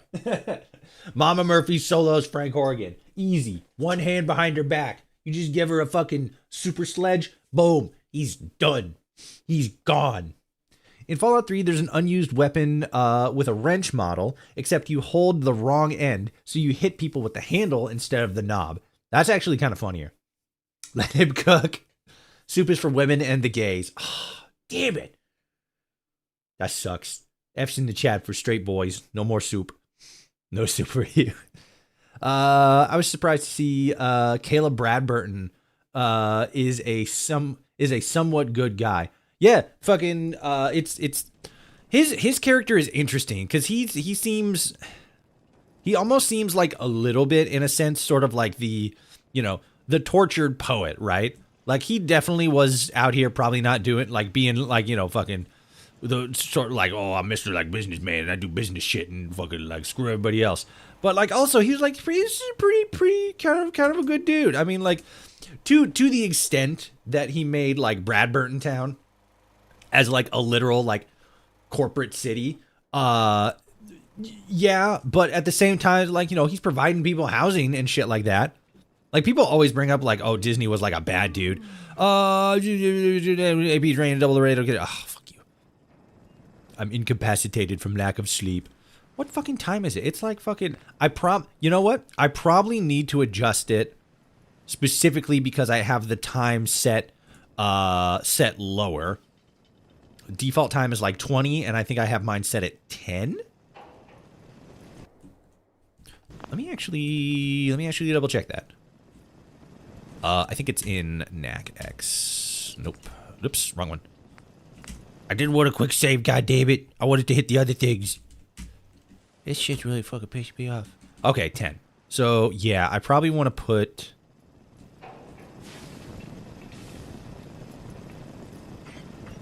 Probably want to put the other stuff at, like, 2x. Oops. Advanced needs.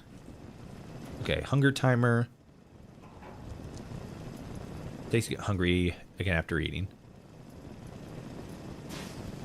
Okay, sleep. So like let me see, what time is it? It's okay, so it's 2. So I go to bed.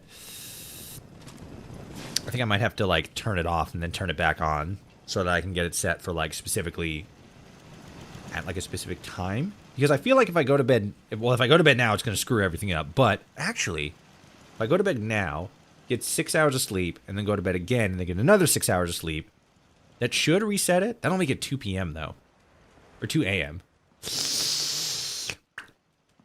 We'll see. Let's go over here, hang out in bed, or hang out in the bedroom, and then we'll go from there.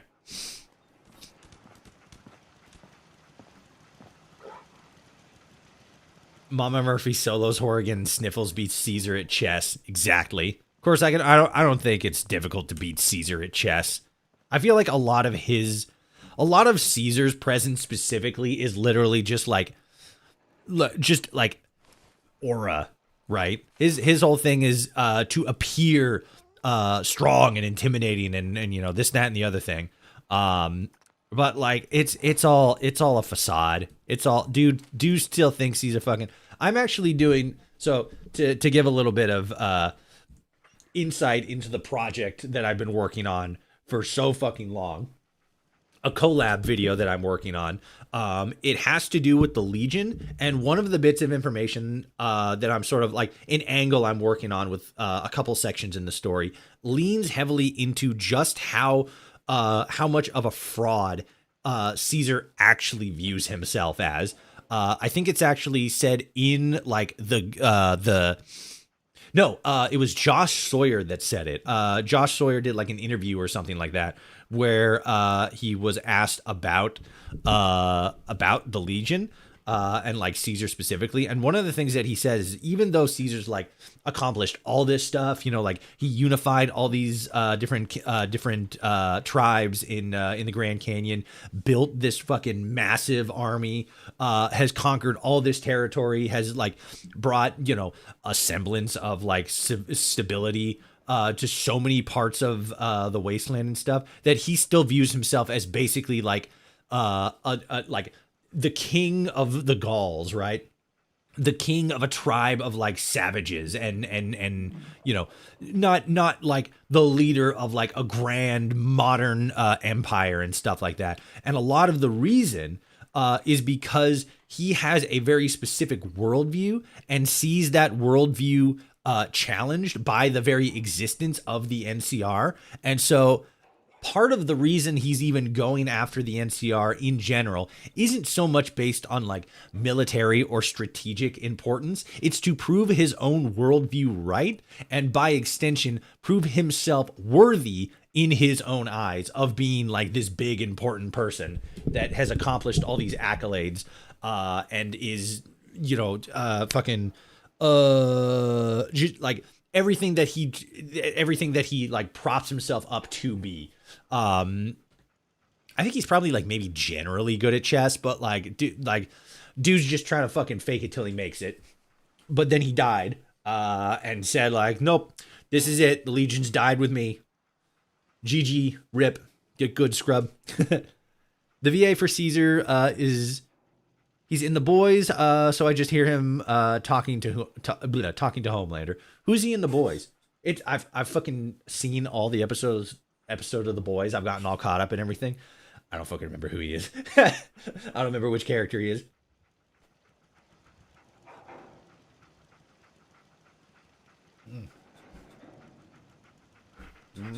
Pizza. Speaking of Caesar. Little Caesar, let's go.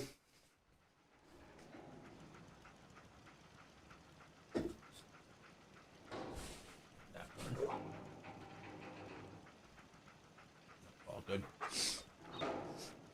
All right, what time is it? It is... It's not even 3. It's almost 3. I haven't seen The Boys, just a clip. It's really good. I really like it. It's I guess it's technically an anti-hero superhero movie. And I don't know, some people who are like fans of like The Boys comic book series says it's like sanitized compared to that version and isn't as good.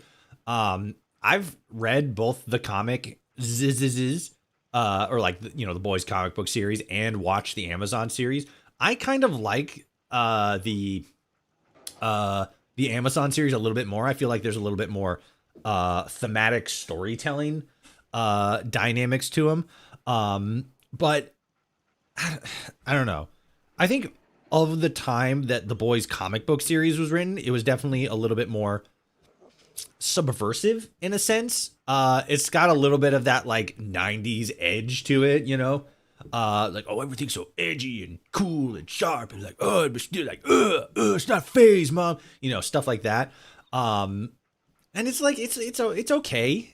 I feel like it kind of suffers by way of being a more sort of like niche comic series, because then that means it sort of is written in not a specific way, but in a specific style that was more so intended to cater to a specific kind of reader. I don't think it's bad, but I think that it's definitely not something that vibes pretty well with a lot of people. A decent amount of that probably has to do with the unwanted advances and more brutal things that take place in the comic book series, like Homelander, admittedly not the Homelander, but Homelander eating a baby, which was kind of one of the big things that a lot of people first learned about The Boys. But the series, the Amazon series, I think is pretty good. Is it the best thing in the world? No. And this is not a political statement, but if you are a conservative minded person, more so specifically a MAGA conservative minded person, you're really going to hate it, because they make fun of that political mindset a lot. And like a lot of the like griftery political types, they not specifically like the individuals themselves, but they put forward a lot of dialogue and commentary that's supposed to be making fun of like like podcast stuff like Joe Rogan, a little bit Candace Owens, but mostly like I'm trying to remember. There's like a specific, I can't remember what it was specifically, but they make fun of a lot of like that kind of politics where like might equals right, and like Christian nationalism and stuff like that, which is just so I'm so glad I'm not on Twitter anymore, because I got so fucking sick and tired of seeing those people like, oh my god, The Boys are such fucking liberal fucking slop, and I'm like, sorry they make fun of Trump, okay, woo, whoopee. But yeah, I like the show. I'd probably recommend it, but like, you know, it's not something for everybody. It's funny because like a lot of people point out like, oh, like specifically like any shows that are on, I guess specifically that show, because that show kind of leans into the whole like, you know, corporations bad and stuff like that. But then, you know, they get their funding from Amazon and stuff. So a lot of people look at that and are like, like, how you gonna say that with a straight face when you get money from Amazon? It's like, because Amazon is paying me to say that shit in their face. You don't fucking rock a good boat. Do you like banana bread? Nah, I'm not really a fan of banana bread. She's like the president or whatever. Yeah. Stan finds out that Candace Owens is actually a Roger persona. Exactly. All right. I don't know how much longer we're going to be able to make this work. Oh, my mouse died. Oh, no. It's also fucking... Not even fucking... It's not even fucking 4 p.m. And I'm already fucking sleepy as shit. God damn it. What if I do this? What if I do... that? And then 3 more. Okay, and then... Well, if I do 6, let's do 8. So that's gonna put us about 6 a.m.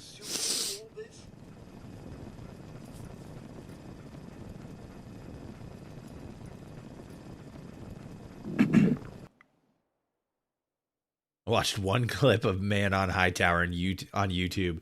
And then the algorithm thinks I'm a fan of Tiny Mustache Man. Hilarious. It's a big part of... Okay, yeah. That's actually really funny because, like...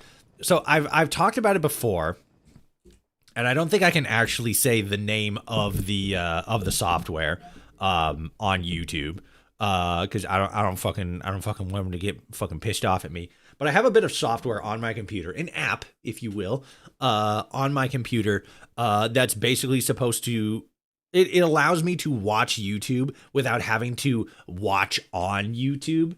So like I don't get ads and stuff like that. And then there's like other specific kind of things. Like it doesn't attach a lot to like the algorithm and whatnot, but it still sort of like recommends stuff.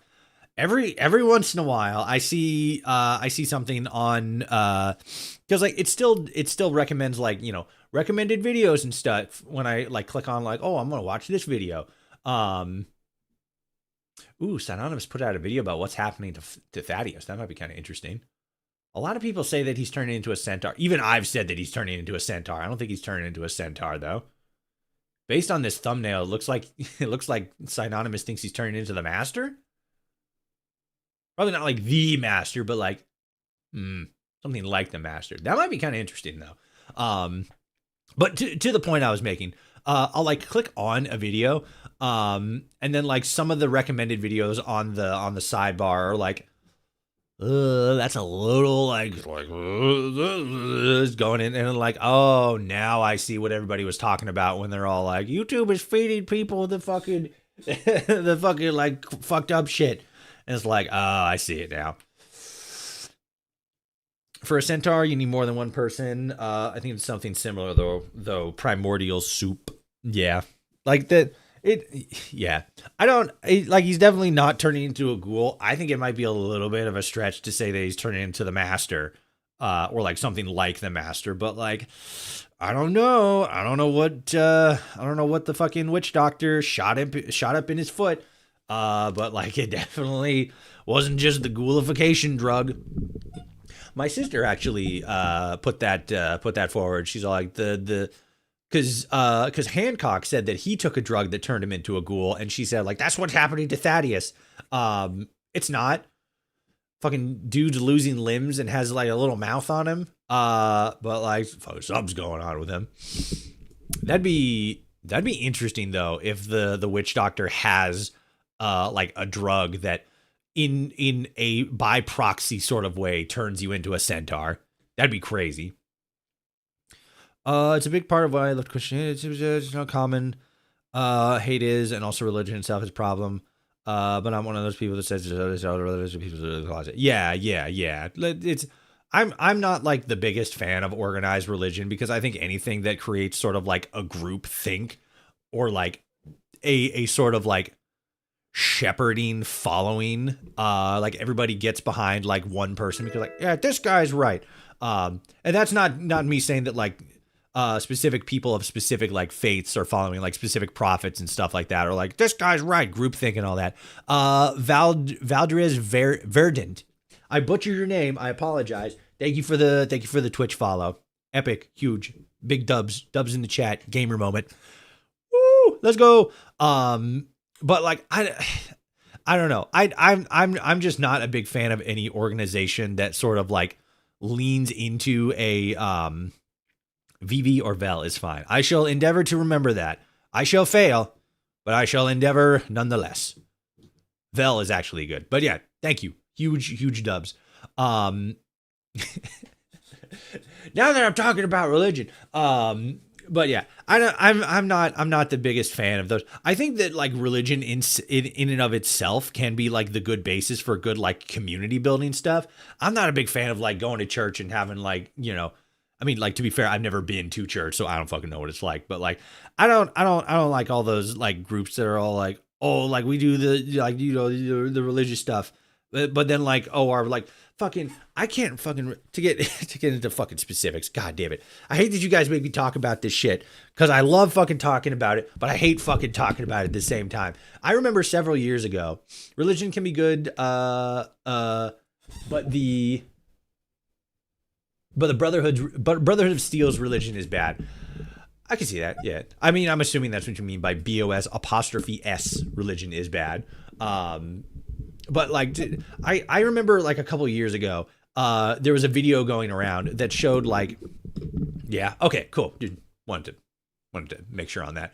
I remember like a couple years ago, there was a video going around where this like teenage girl was like in church and she got up and like just flat outright accused the pastor of, you know, doing inappropriate things to her when she was like younger or stuff like that, like a couple years ago, or maybe like within a year or something. And fucking dumbest shit, like fucking craziest shit I've ever seen. He fucking admits to it.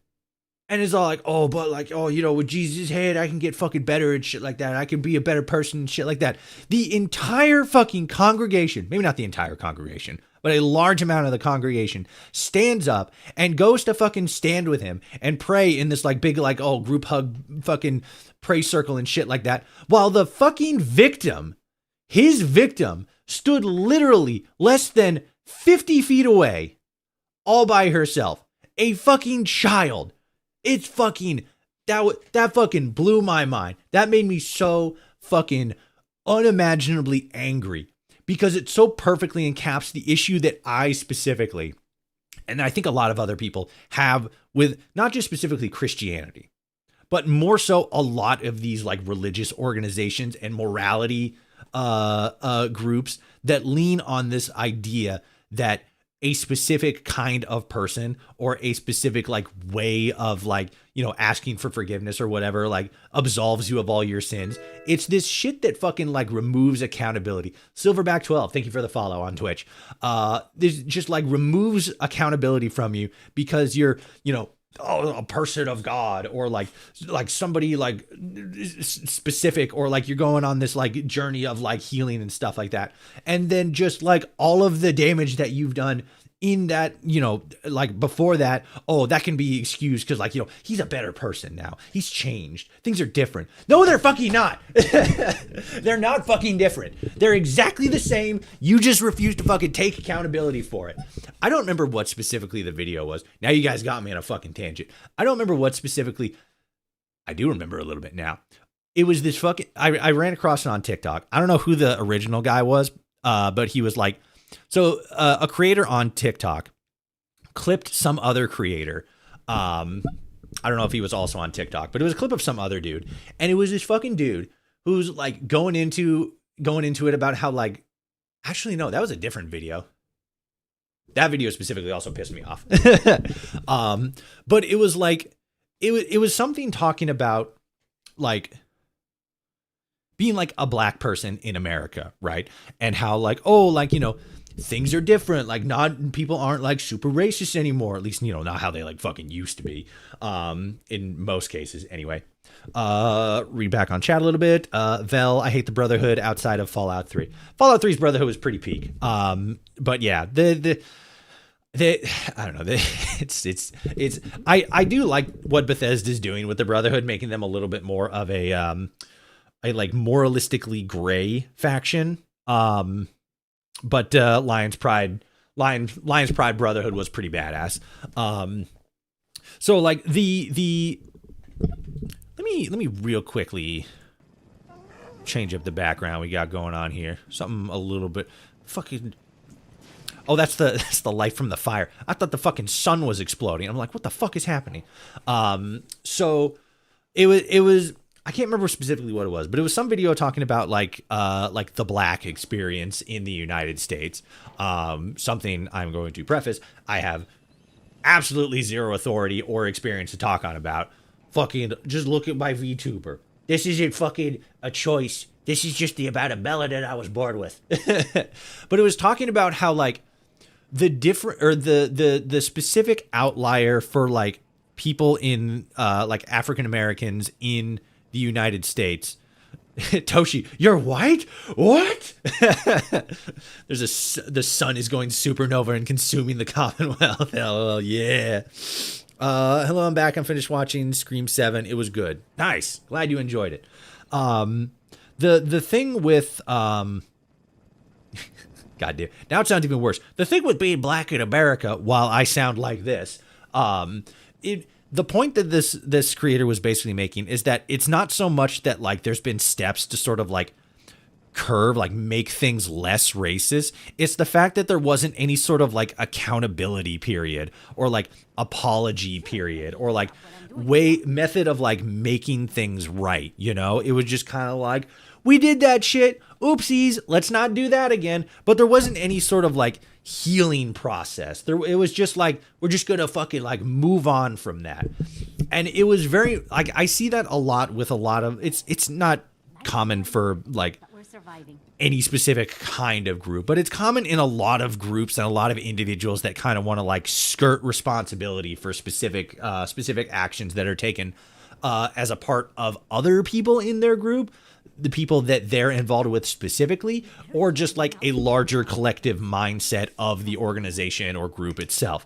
It's this methodology of trying to like undercut the sting of a lot of these wrongdoings that are done by basically being like throwing your hands up like, yeah, that was bad, and then just kind of like moving on from it, but not actually being involved in any sort of like restorative justice, right? Or any sort of healing that would take what happened and try to at least, you know, account for it, right? Try to like accept that it's something that happened, and while it can't be taken back, there can be steps or methods to sort of making that better, or at least sort of, you know, trying to make up for it in a sense. I think that's what reparations for like the black community, I think that's something that has been like that conceptually. I think that's something that is more so like that's the whole point of it.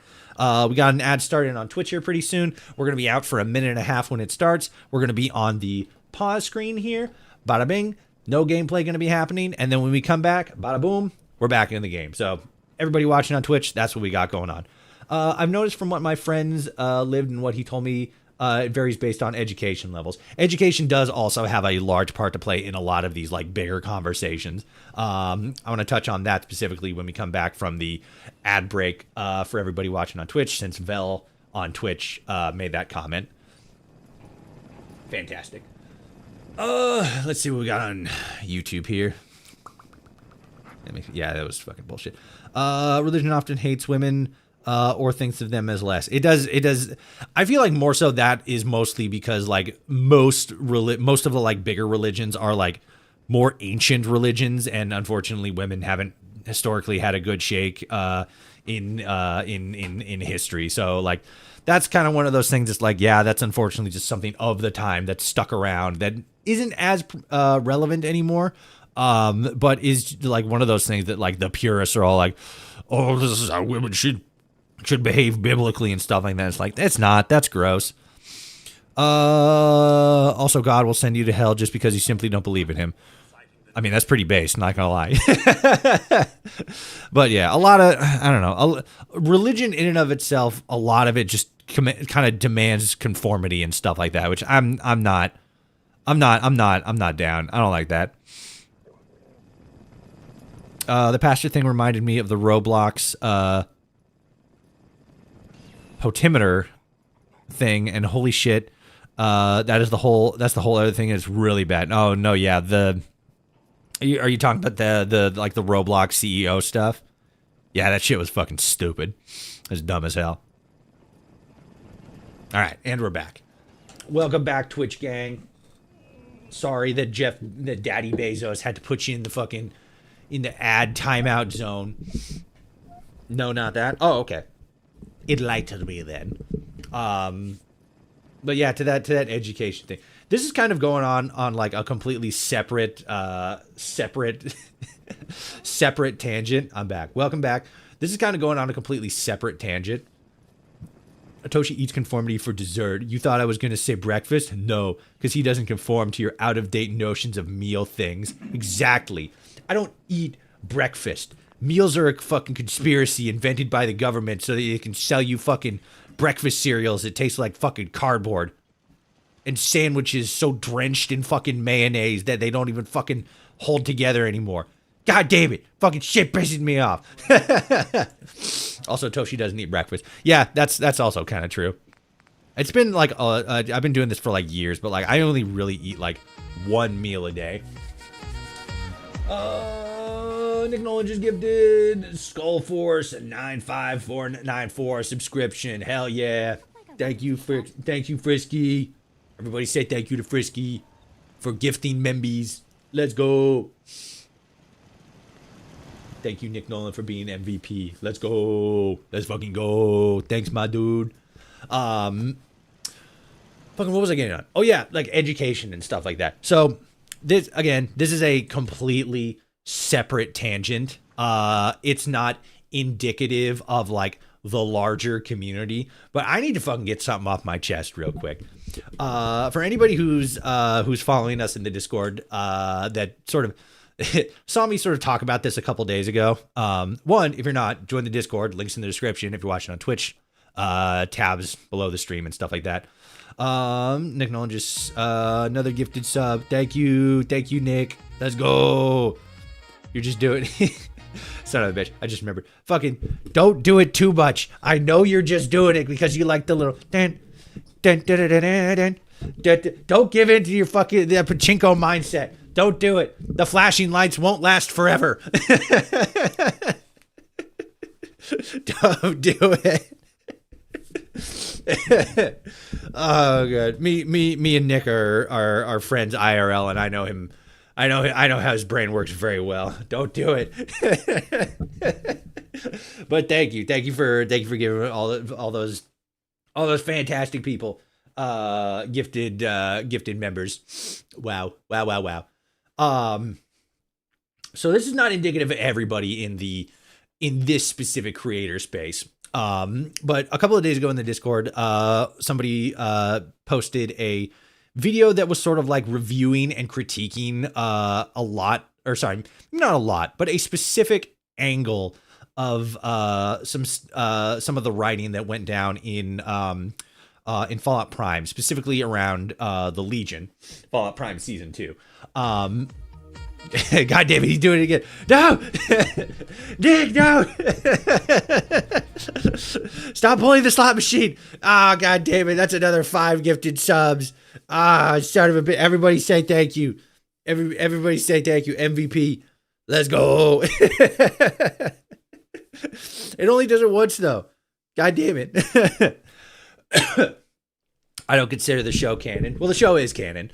But so this content creator specifically, they admittedly, and I'm gonna be completely transparent with this. Admittedly, I just kind of like skimmed through the video and watched one specific section of the video that specifically Chase the one-armed bandit, Nick. Never give up. No, don't say that. I need 5x music. Yeah, I know. I don't know why it's doing it only once. I think it's because you're doing it in like bulk, like of 5.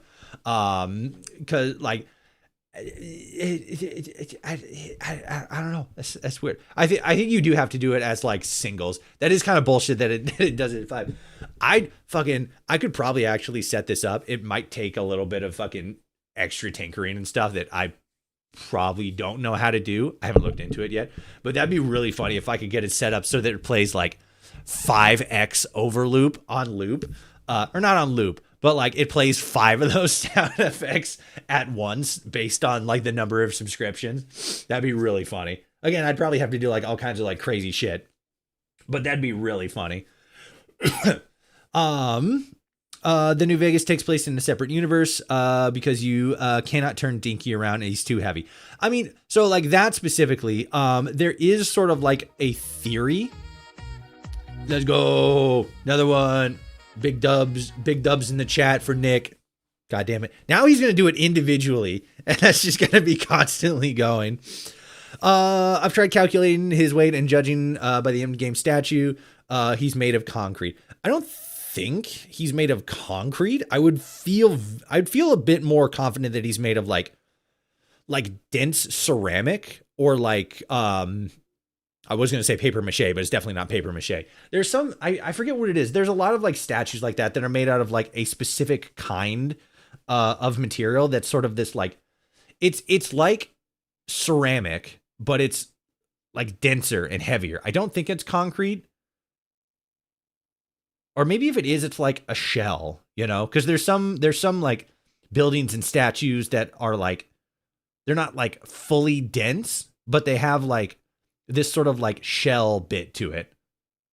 But it was also a gift shop. It was, but you got to remember that the gift shop was literally like the stairs and then like the interior section, whereas a lot of the rest of it was like hollow, right? So probably at the very least like 70% probably like the shell, and then maybe like the bottom 20%. Also, thank you for the gifted sub. Let's go. But yeah, probably like the bottom 20%, like everything underneath was probably more dense, like concrete and stuff. But yeah, probably not the entire thing. Probably like some rebar, a little bit of like extra like insulation and stuff like that. But I would probably gauge more so like wood and like some sort of like, not like super dense, but like more durable, like ceramic, or maybe like a concrete shell or something like that. But to that point specifically, I think it was Tunnel Snakes Fools actually. She talked about how the Fallout Prime series could be set in sort of like an alternate universe, multiverse theory, which I don't think it is. But that'd be fun. That'd be really funny because then you could like fucking open up a wormhole and fucking Courier 6 and the Soul Survivor and the Lone Wanderer. They all show up and they beat Frank Horrigan's ass. That'd be funny as shit. Like, fucking call me a tourist, call me a fake Fallout fan. I don't fucking care. That'd be fucking gas. That'd be fucking the shit. That'd be so fucking hype. To that specifically, I think there are bits of information that more so heavily rely. So specifically, I don't think that any sort of change at all is indicative of like, oh, this is decanonizing it because like the practical probability of X, Y, or Z changing makes it so that everything else is like complete, like it just can't be. So like again, Dinky the Dino getting changed around. There's a pool now that wasn't there before. I don't think that's really something that really decanonizes or makes it unable to be canonized. I think that it's an inconsistency, but I don't think it breaks consistency. I don't think it's to be frank, it's not something big enough to really like, oh, this is like absolutely a different universe, right? Kind of like the same with the the Vault 21 hotel, where it in the show was a pre-war thing, but in the game it's a post-war thing. Again, inconsistent, not really something that sort of insinuates that the game or the show is non-canon. It's just it's a retcon. Like franchises do it all the time. Is it kind of weird when stacked next to the game? Yeah. Is it something that we can definitively say makes, one canon, the other not? I don't think so. If you want to make that determination, that's you. Fucking, it's a free country.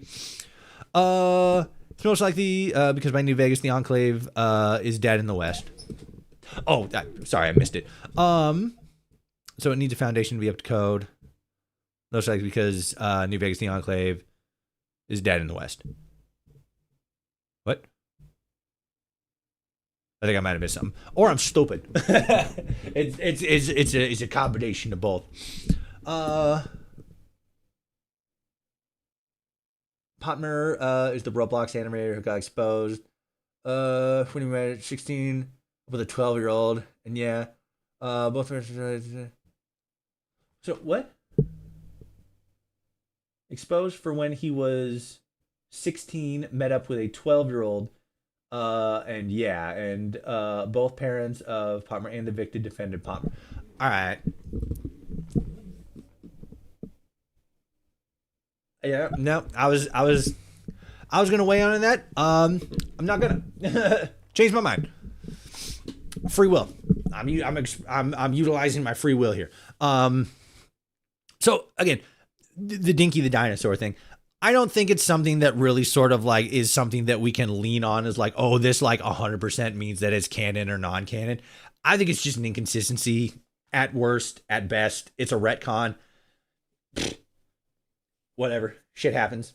So in the show, the Enclave is back, and the only way the Enclave survives is if the only way the Enclave survives is if the Lone Wanderer, I want to say, dies in Project Purity. Or spares Colonel Autumn. Well, funny you say that specifically. The Lone Wanderer does die at Project Purity. Like, that's just the canon ending. The canon ending is that they die at Project Purity. That's the original end of Fallout 3. I think you probably meant like when they first invaded Project Purity, but in Fallout 3, the end of the game before like the DLCs came, is that the Lone Wanderer dies, like fixing Project Purity or whatever the fuck. Did he fix it? No, he just like restarted it or something. Fix it? I can't remember. I mean, like the beginning of Project. Yeah. That's kind of what I figured. Yes, but Fallout 3 also had the Enclave, quote unquote, come back because they were, quote unquote, defeated forever at the end of Fallout 2 when we blew up the oil rig. We don't really know the full scope of the Enclave. Let me just say first and foremost, we're already kind of getting way off of what I was originally going to talk about, but I think this is interesting to talk about too. We don't fully know the scope of the Enclave's presence in the Fallout universe, partially because me personally, I think they're kind of a bullshit faction. I'm not a big fan of factions that are like, oh, okay, that was just shit getting knocked around there. I'm not the biggest fan of factions that are like, oh, our whole thing is that we're, super sneaky and we hide in the shadows and you never really know, like the secret society kind of factions. I'm not the biggest fan of those because, like, narratively speaking, you can always bring them back forever because it's like, oh, you never know how many of them are out there. And, like, I don't know. I just think that's a little boring, right? I think that's a little boring. I think it does allow you to always sort of have, like, a bad guy faction that you can, just, like, pull out of your pocket. But I think that's just a little creatively stifling, But like that's what the Enclave is. The Enclave is the clandestine, fucking, we're gonna bring America back, hoo-ha, fucking, you know, they're the William Afton of the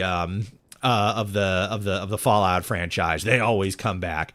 And so for them to like be in Fallout Prime, it's not a huge surprise because, again,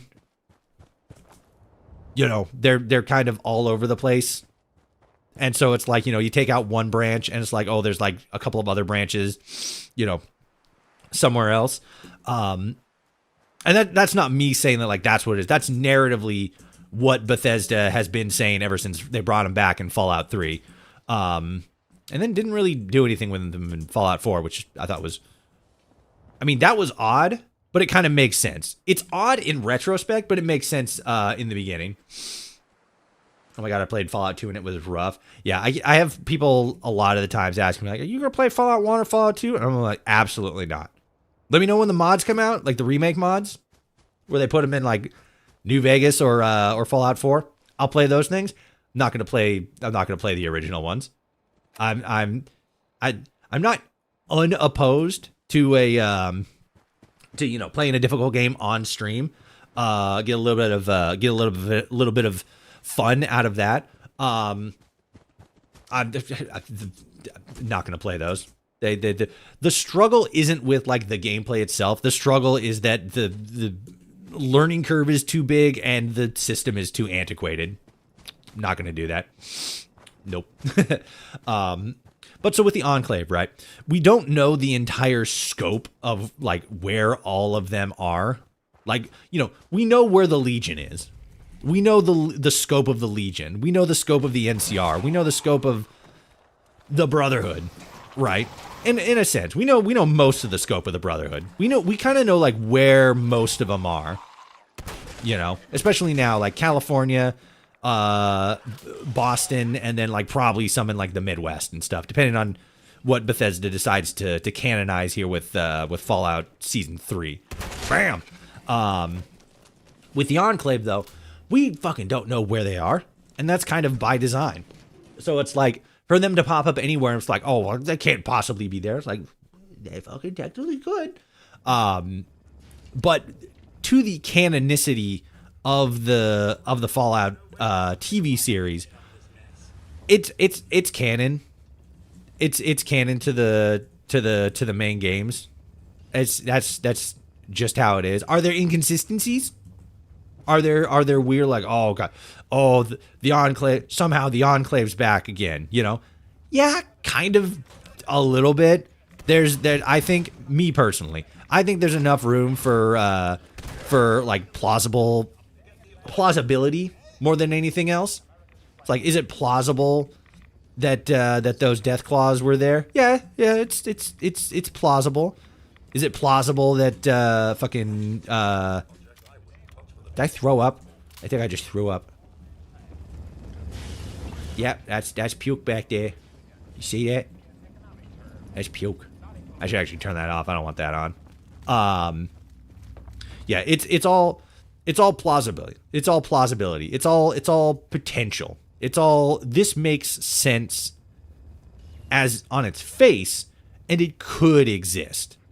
I think if anything, the sort of retcon to Jet is a little bit less plausible. Actually, maybe not plausible. It's more like a bigger change, right? Going from a post-war thing to a pre-war thing. But yeah, narratively speaking, there's not really much in Fallout Prime that I personally think Raider chess piece, hell yeah, is like implausible to fit with the rest of the series, you know? Greetings, Toshi. What's up, Wheezy? How's it going? How's your streams going? You doing good? You getting good numbies? Where is it? What am I doing? Oh, yeah. Forgot what the fuck I was doing. I'm looking for Radaway. Here we go. I'm gonna need to drink some water. Yeah, that's good. Okay. So technically the Enclave has Institute-like teleportation tech? What do you mean? The Death Claws, I had no issue with. House dead, no issue. My issue is Dinky the wrong way, and I get that. Yeah, it is definitely a strange creative decision, but I don't see it as like a creative decision that like intrinsically invalidates the specifically the story, right? The story of New Vegas. It does, in a sense, invalidate the it does invalidate Boone's story a little bit, right? Because like, how could he, you know, fucking, I forget what the fuck the name that bitch's name was, the one that fucking sold Boone's wife. How is he gonna fucking, you know, take her out if he's facing the wrong way? It's like, okay, yeah, that kind of changes Boone's story a little bit, kind of a lot of it, but a little bit. But in terms of like the grand scope, the macro story, then doesn't really do anything. Weirdest thing to retcon. It is weird. I'm not gonna lie, but I think it was specifically done for that scene, to set up all that stuff. Because like, you know, and because, you know, whenever they adapt a game, they want to use the iconic locations. So they're obviously going to use Novak, but then it's like, oh, we want to make this cool, crazy thing happen in Novak. How do we do that? And then that's what they did. And they're like, okay, how are we going to make it happen? Oh, let's just fucking turn the dinosaur around and then put a pool there. I'm like, okay, cool. Is a creative decision. One that maybe not everybody, obviously not everybody agrees with, but a creative decision that, in my opinion, doesn't super retcon a whole lot of stuff. And it's like, okay, yeah, sure. Is it an issue? A little bit. Is it decanonizing? No.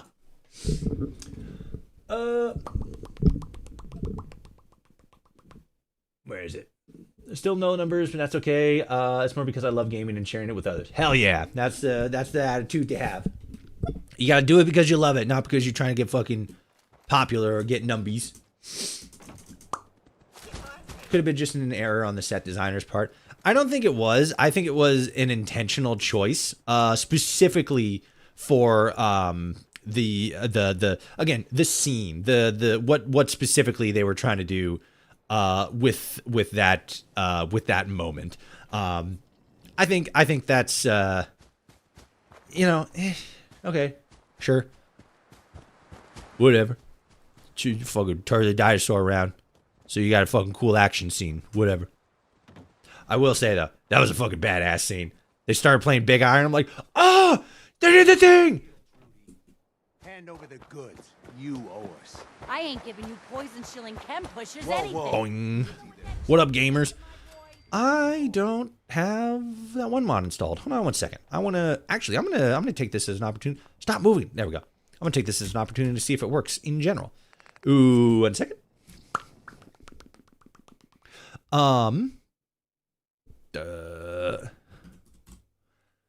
Let's see, where is it? Oh fuck! Now I gotta fucking figure out which mod it was. It was one of you two. No, I don't want that. Disable. Sorry, I'm turning on a mod here real quick. Oh, you guys can see. It didn't change the fucking thing. Which one was it? It's on Nexus. Okay, let me see here real quick. Okay, so that's that one. What was this one? Living Township overhaul. I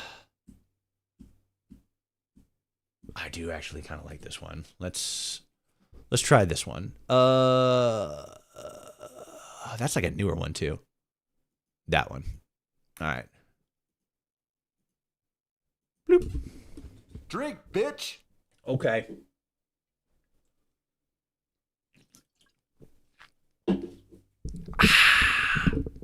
Drink. I kind of cheated and drank Bang energy drink. Let me go ahead and grab an actual water drink. I take issue with small things. Like my brain makes my brain unhappy. I've spent years seeing Dinky one way. I mean, like, that's fair.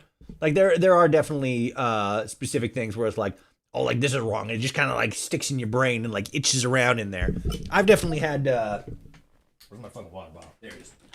I've definitely had situations like that too, where it's like, oh, this is different, and it's strange that it's different.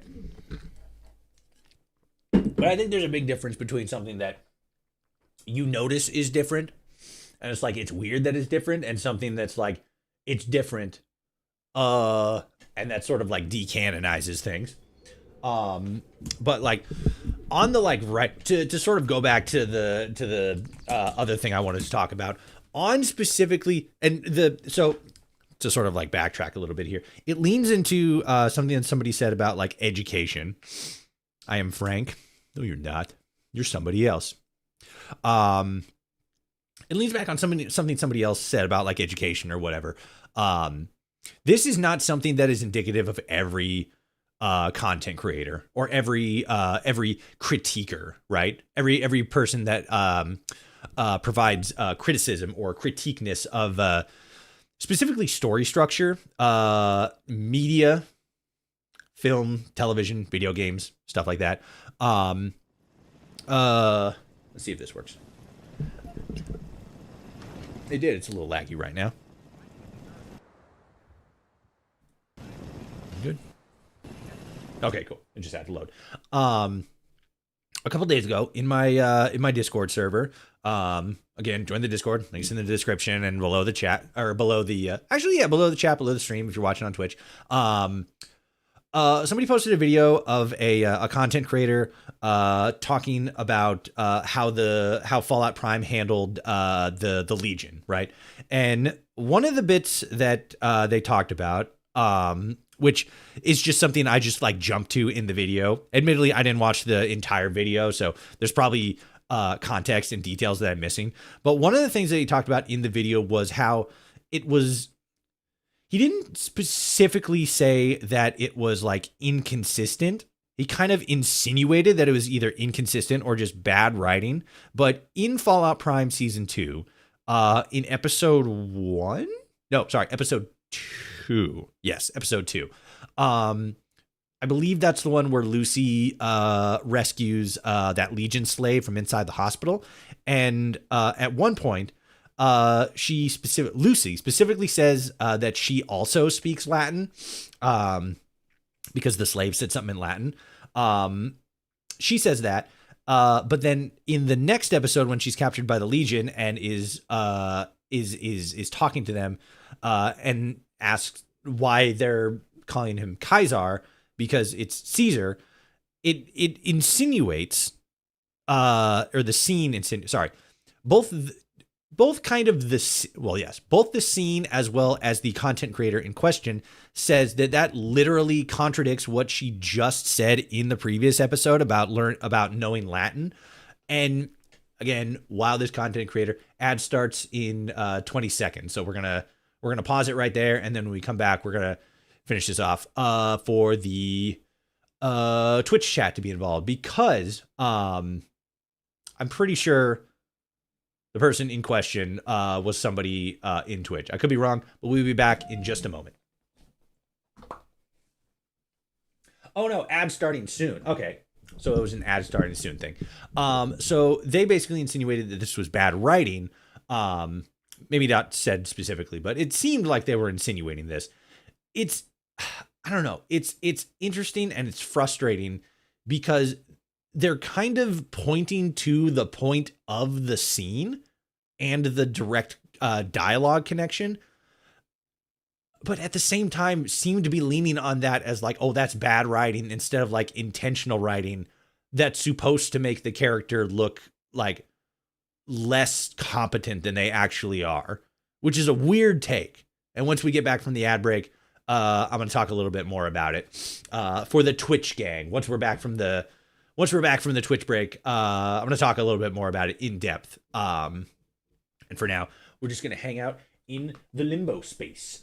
Boom. Welcome to limbo space. It is the most limbo-y. Please stand by for the limbo space. All right. Speaking of, I need to fucking... I'm so bad. Like, I need to just like not eat on stream, because it always takes me literally the entire time I'm streaming to finish what I'm eating.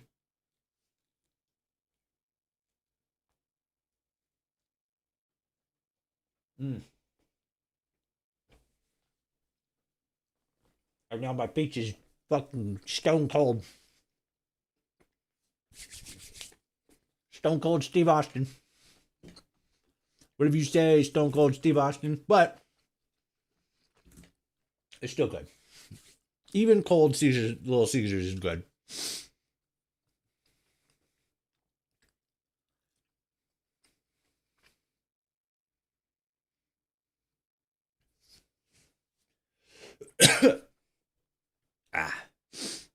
All right.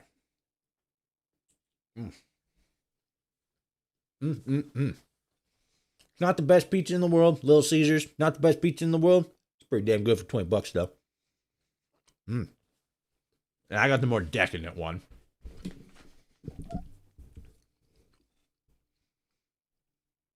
All right. And we're back. Welcome back, Twitch gang. Whoops, wrong window. There we go. Nope, wait. No. Yeah, there we go. All right. The Legion is eating itself, but it's taken too long compared to the story. I would agree, but I would also point out that like the Legion is incredibly resilient. So like even if they're like fighting themselves, it kind of makes sense that they would be a little bit more, long lasting. They're very adaptable. From a linguistical standpoint, it is a vast difference between being able to read a language and being able to speak a language. Yeah, and that's one of the things specifically that I think is a bit strange about not only this content creators, but also because this isn't like an original take. This isn't something that he specifically is the only, or like this creator specifically is the only one that I've seen talking about it. Where did the house in the background come from? Oh, let me grab you the name here actually. So this is the Drumlin Diner Living Township overhaul by Retro Nexus. Retro with a 0 instead of an O. It's I have another Drumlin Diner one. I downloaded this one a while ago just to like check it out. I never actually got around to checking it out.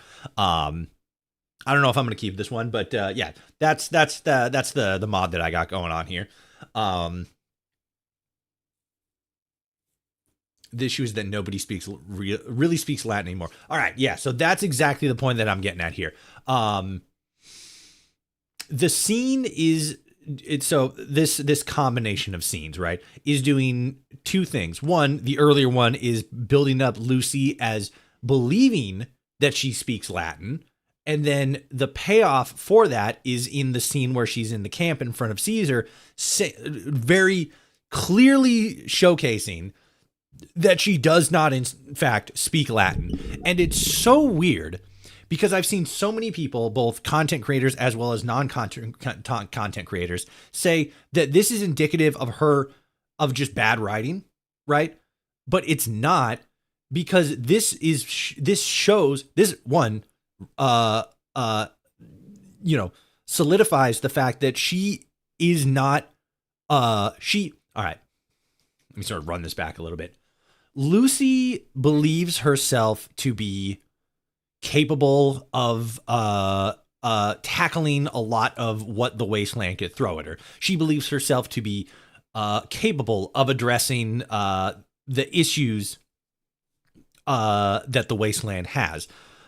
This is something that, hilariously enough, is specifically has throughout season 1 specifically has been just like ironed out to the nth degree. We know that Lucy believes that there's a specific way that people should act, and that there are specific solutions that are like, best practice that people can default to in order to solve conflicts or to, better themselves in a sense. That's what we saw throughout season 1. In season 2, for this context specifically, we see her say that she knows Latin. She grew up in a vault where the education system for that vault was most likely designed by a company and not something that was like passed down by the American government. So, or any sort of like educational institution. So she thinks that she knows Latin, but she doesn't know real Latin. She knows Americanized Latin.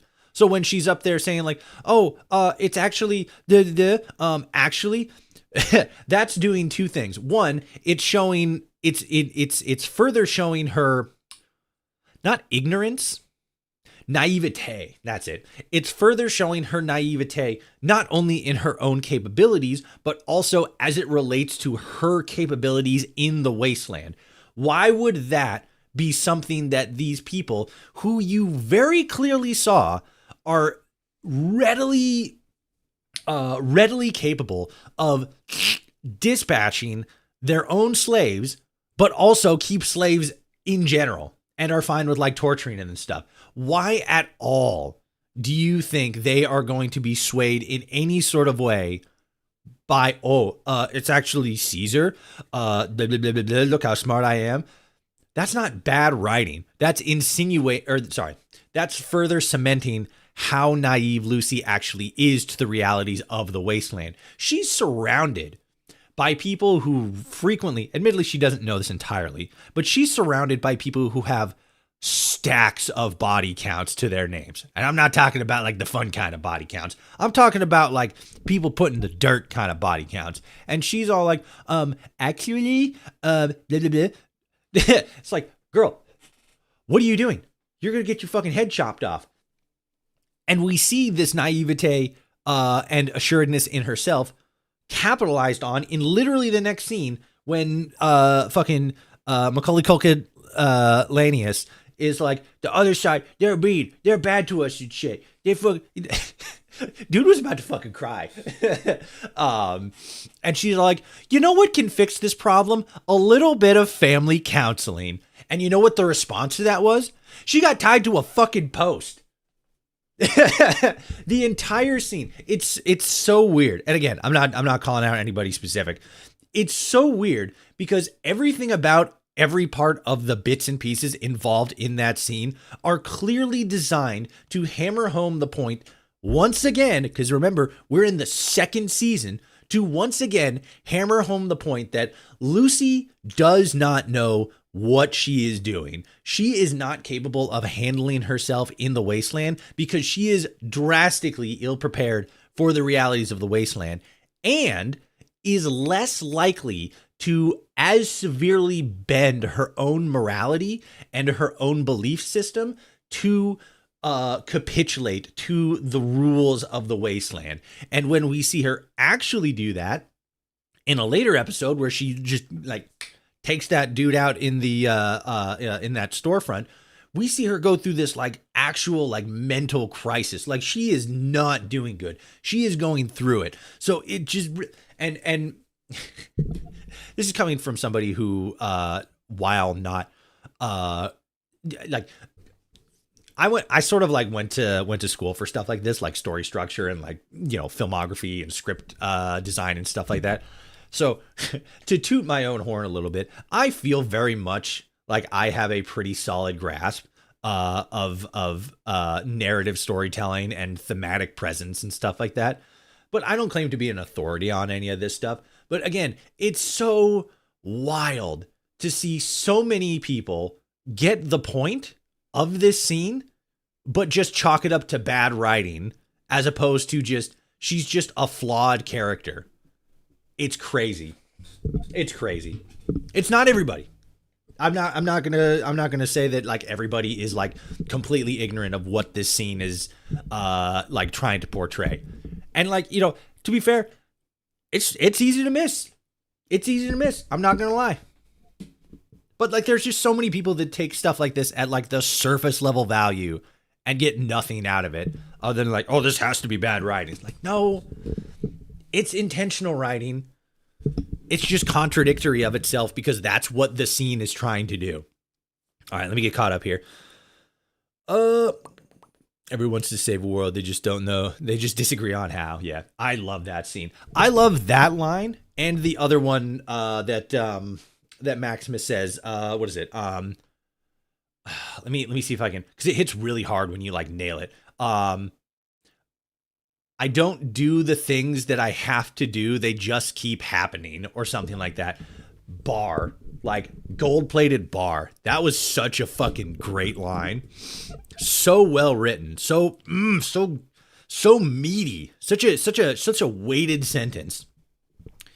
The true Latin is dead, so no one really speaks real Latin, but it's generally considered, Kaiser is pronounced with a K, it's C, outside faction pronouncing it like, Caesar, or something like that. Yeah, and like, it kind of makes sense that the Legion would know that, but again, it speaks to the naivete of Lucy's character that, like, she doesn't know that, because, like, again, she grew up in a structured society that has a flawed, or not a flawed language system, but not really a flawed education system, a tailored education system.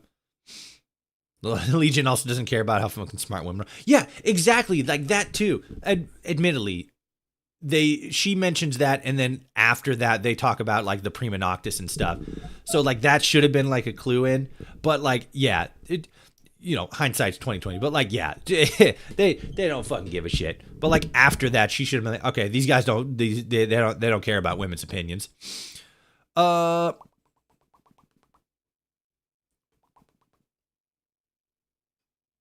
As a female courier 6, legionaries would just want to get with you. If you work with the Legion is rough, and yeah, they prove how naive Lucy is. Yeah. They perfectly portrayed how naive you do. Yeah, and like another tangent. I don't know if it's just like this weird like this weird sort of like conservative minded like take on media where like anything that involves a woman speaking to a man in any way less than like, oh my god, yes, she's so great, is just like considered bad writing or like woke and shit like that. I don't know what, but I don't know.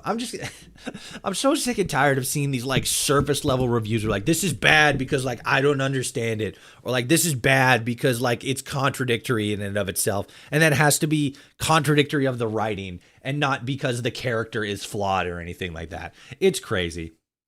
It's so frustrating.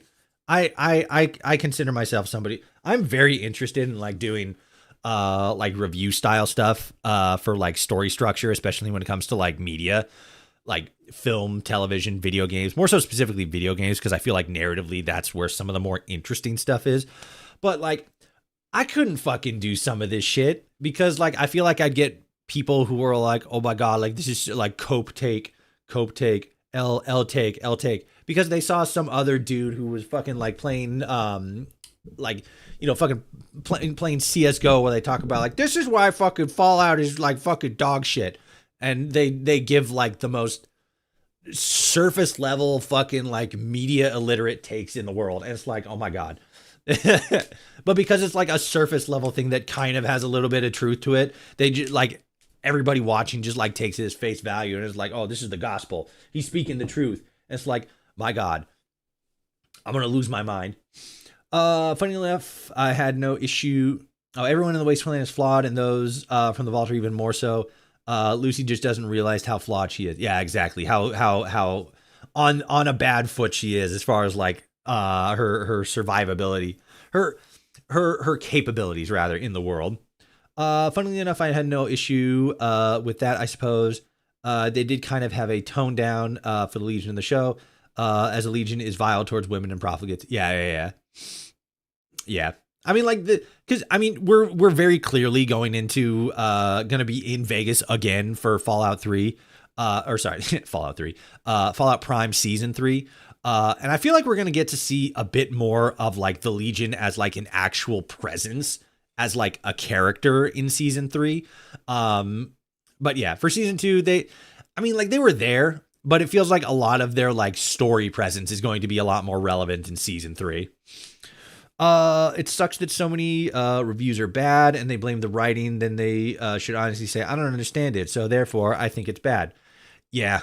And like, again, I'm not an authority on this. I don't want to claim that I'm an authority on this. I don't want to say like anybody's like specific review or specific take on any kind of media is like objectively wrong. But I just see so many like critiques that are just like the most fucking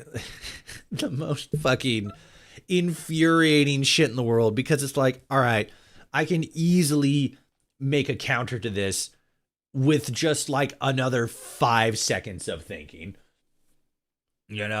Like I remember seeing it was kind of funny because it was a review of another review, and the original review was talking about the Captain Marvel movie, you know, the Marvel one. What was her name? Carol Danvers, I think. I think that's the like character's name. But he was talking about this one specific scene where she like takes off this dampening device that makes it so that she's not like super overpowered and everything like that. And she takes that off, and now all of a sudden she's like all powerful and shit like that. And the original reviewer was like, this scene is bad because now that she's taken this device off and she's like an ultimate badass and can do anything, it's a lot harder to empathize with her story and her character because there's no stakes for like anything going wrong with her and stuff like that. And I'm watching this video and I paused it at that point. I'm like, man, it sure would be kind of fucking stupid if that scene specifically was at the very end of the movie after we see her entire character arc. And then I unpause the movie, and that's what the person critiquing this specific review style literally said next. It's so fucking infuriating. They'll some of these reviewers will take these little tiny snippets of different sections of like this media property or that media property, this modern take on this take on that, and they'll like cut out these tiny little sections that they just say like at face value, this is what happens in this scene and this is how it makes me feel, and just like ignore all of the rest of the context around literally everything. It's so infuriating. It's so frustrating. All right, let's shoot Wolfgang in the head here real quick. Are we good? There we go. Stop waving the gun in my face. Okay, just take it easy. We'll lower our weapons, all right? Just don't do anything crazy. Give me your buddy. Just keep calm, all right? Here. I'm not gonna. That's everything I have. Get out of here. You gotta be kidding me. I'm kind of surprised I got all three of those in one roll. Leave. Although I don't like who they played, got to play Leg Atlanteus. I feel like he should have been more built. And he should have been much more brutal. Again, I feel like the Legion as a character, and by extension, the guy that they have playing, because he's not Leg Atlanteus. He's not Leg Atlanteus. He's a different Lanteus. He's not the same guy. He's a different guy. I feel like his character is going to have a larger presence in season 3. And again, the Legion as a whole is going to have a bigger presence in season 3. I think their presence in season 2, as well as kind of the NCRs, actually maybe not as much the NCRs, maybe more so specifically the Legion. But again, I feel like it's mostly just to like introduce them, get the basic concept in there, and then a lot of the actual story stuff that they want to do with the faction is going to be more present in season 3. That's my guess. That's what I would insinuate. Okay, there. I thoroughly enjoyed the TV show and only had 2 minor complaints. And those minor complaints were Dinky facing the wrong way. God damn it. That's 2. Son of a bitch. it was kind of a big, it was kind of a big noticeable thing. So like, that's fair. And the other one, was season 1, when Maximus jumped up on the bus, the power armor was missing the jetpack. Hold on. The other one was in season 1, okay, when Maximus jumped on the bus. I don't remember which bus you're talking about, but okay, he jumped on the bus. The power armor was missing the jetpack, but I was thinking that it's over 9 years after Fallout 4, so the brother could have made updates to the T60, or the prop was just too heavy for. Oh, how they like changed it to like wrist thrusters, as opposed to like the actual jetpack in season 4. Yeah. That was probably another sort of like more stylistic choice. You know, I think it looks cooler for like the jetpack to be like the wrist things. But then, my bad, he jumped off the butt. Okay, yeah. I know where you're getting here. Yeah. But yeah, I think it was just a stylistic choice. Like it looks cooler when it's like a wrist mounted thing. It looks less bulky without that big, because the power armor in and of itself already looks pretty bulky. But yeah, with the big jetpack on there, I think it's the same. It just looks too big, too bulky. Didn't the NCR power armor have a jetpack thing, like an actual jetpack kind of thing. Because if I remember correctly, he sort of like lifted up in the air and like then shot the rockets, but wasn't using like his wrists. No, he didn't. Uh-oh. Wait, I don't know about the show. Yeah, that's what I'm leaning at. Like I can't remember specifically if that was the I am lagging something fierce around here. Holy Christmas. I don't know if it still needs to load or what, but like, whoa.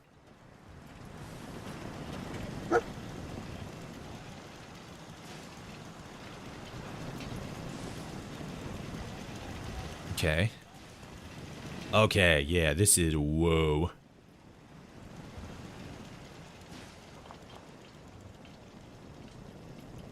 It's like getting a little bit better, but then I look like over towards the Drumlin Diner and my FPS just fucking tanks. I think this mod might be not so well optimized. Let me switch out of here. I only know about the salvage power armor from before the show. Yeah, like that's what I'm talking about. Like I don't the NCR power armor. I can't remember. Actually, I suppose I could. Oh wait. Oh no. I suppose I fucking have Amazon Prime, so I guess I could fucking stop being a little wiener and just fucking pull it up. Don't fucking get in my face. It had more of a rocket pack, but then again, it could have been some kind of jet assault built into the backpack. Yeah, and like that's kind of what I'm thinking too, because like I can't remember if it was like, because it definitely didn't look like it had that whole like backpack. Like Fallout 4 style, on the back, but it did have like the whole rocket, system on it. So like maybe it was one of those things that was like built into it again.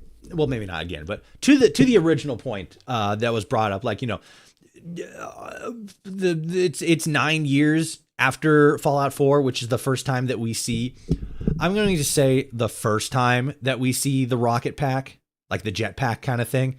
Because, like, we do see it in Fallout 76, but Fallout 76 isn't, like, 100%. Fallout 76 is canon.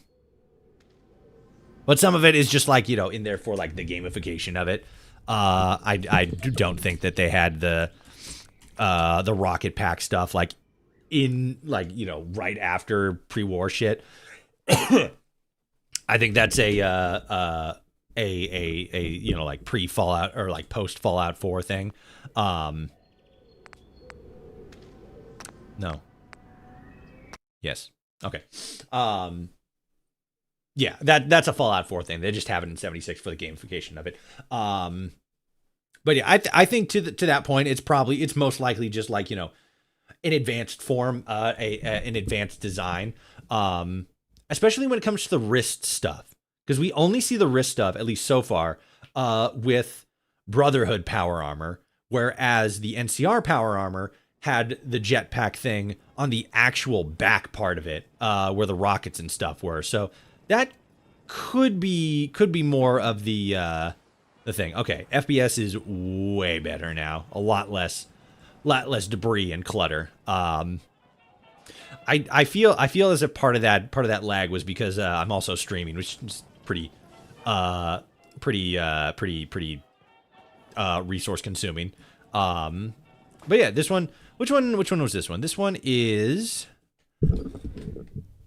This is the Better Drumlin Diner mod, which is kind of just a like a less you know, fleshed out compared to the other mod that we just had on. A little bit smaller, mostly just turns the Drumlin Diner into like an actual place where it seems like realistically people would have like set up shop and like lived and stuff, and it's not like a more built up settlement kind of place. Just something small. It's cool. I like it. It works. It's a good default. Yeah. It's gonna take my son a while to get off the chems. We always do. The salvage power armor had none of the upgrades. So I suppose the Ranger / NCR power armor is a new thing they worked on after New Vegas. No, yeah, the NCR power armor is definitely something that they made post the events of New Vegas. Like like real soon after, because like the fucking the Legion, or sorry, the Legion, the fucking Shady Sands got nuked like within like a year after the second battle of Hoover Dam. So it must have been like pretty soon after. But not you know, not incredibly, like not too far out, I would imagine anyway, because it's also in a warehouse in Vegas. So it must in some form or fashion still be like it must have been something that was at the very least in Vegas for some reason. But because after the NCR had to pull out, or just move, because the battalion that was talked about is like, you know, further east. So maybe that was something that they had, but just had to like leave behind, like they couldn't take it with them. But yeah, that'd be my assumption. Like it's not post, or it's not pre New Vegas. Like it was something they were working on before the events of New Vegas, or even during the events of New Vegas. But it's probably something that got rolled out real soon after New Vegas happened. But either was left there shortly after the events of Fallout New Vegas, or shortly after Shady Sands was nuked. But yeah, I couldn't see that thing. It looks like it's been sitting there a while. The mod on Nexus by Princess Ares looks like it could have been a jet thruster from under where the rockets would have fired from. Yeah, that's kind of what it looked like. It looks like maybe like part of the system was designed to utilize the rockets for lift, but then also utilize them for like launching, potentially. But yeah, that's my two takes on it.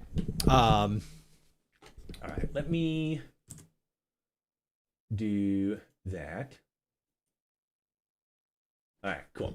All right, well, for right now though, this is unfortunately the end of the stream. We're gonna have to start wrapping up here. I inadvertently went a little bit longer, just to, you know, sort of, because we started a little bit later, you know, why not go a little bit longer? But yeah, unfortunately, we're going to have to start wrapping up Fallout Friday here. This was great. I always enjoy Fallout Fridays. It's kind of a bummer that I can't stream a little bit longer. It's kind of, you know, limited based on when fucking work lets me off and stuff like that. But it was great. It was fun. We didn't do as much. I spent so much fucking time yapping about Pokemon at the start of the stream.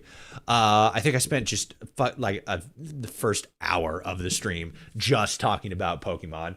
But I'm excited. I'm excited for the new Pokemon game. The starters look pretty cool. The setting looks pretty badass. And I'm stoked. I'm excited. I love it. I love Pokemon. And I love Fallout. I love a lot of stuff. A lot of fucking video games are cool. Don't let anybody fucking tell you otherwise. If you like a video game and you think it's cool, god damn it, that video game is fucking cool. And you're cool for liking it. For right now though, good night. Thanks for giving me somewhere to hang out and talk Fallout after work. Absolutely. I stream every Friday at 4 p.m. Pacific Standard Time, every Saturday at 4 p.m. Pacific Standard Time, and every Sunday at 2 p.m. Pacific Standard Time. This was Fallout Friday. We will be back tomorrow, again, 4 p.m. Pacific Standard Time, for the weekend stream. We're going to get back into Grounded 2. Fucking most likely gonna finish up the Twisted Tangle update. We just gotta find a little bit more fucking raw science, and then we can upgrade the fucking hammer, and finish up the fucking quest line, or the storyline that's got going on there. And then if we can do that tomorrow, which I'm pretty sure we should be able to, we'll either get back into Cult of the Lamb on Sunday, or I have kind of a sneaky little funny game that I just got not gifted, but somebody sent me I got it through like Keymailer, and they're like, hey, you've been pre-approved to check out this game. So we'll probably goof around with that a little bit on Sunday. We'll see. For now though, I thank you all so much for watching. If you enjoyed and you're watching on YouTube, Like, comment, share, subscribe, all that good stuff. Hit the bell icon. If you're watching on Twitch, hit the follow button. Helps me out a whole lot. Check the tabs below the stream. It goes to all my socials. It goes to my the podcast. All the stuff I got there. Twitch, YouTube, TikTok, Blue Sky, and of course the Discord. The Discord. Join the Discord. It's super awesome. It's super dope. I like it. It's good times. Lots of funny haha moments in there. And some behind the scenes stuff that gets me pissed off. No, not really. It's good times. Yeah, like I said, the links to the podcast are also down there. If you're watching on YouTube, it's going to be links in the description. If you're watching on Twitch, it's going to be a tab down there.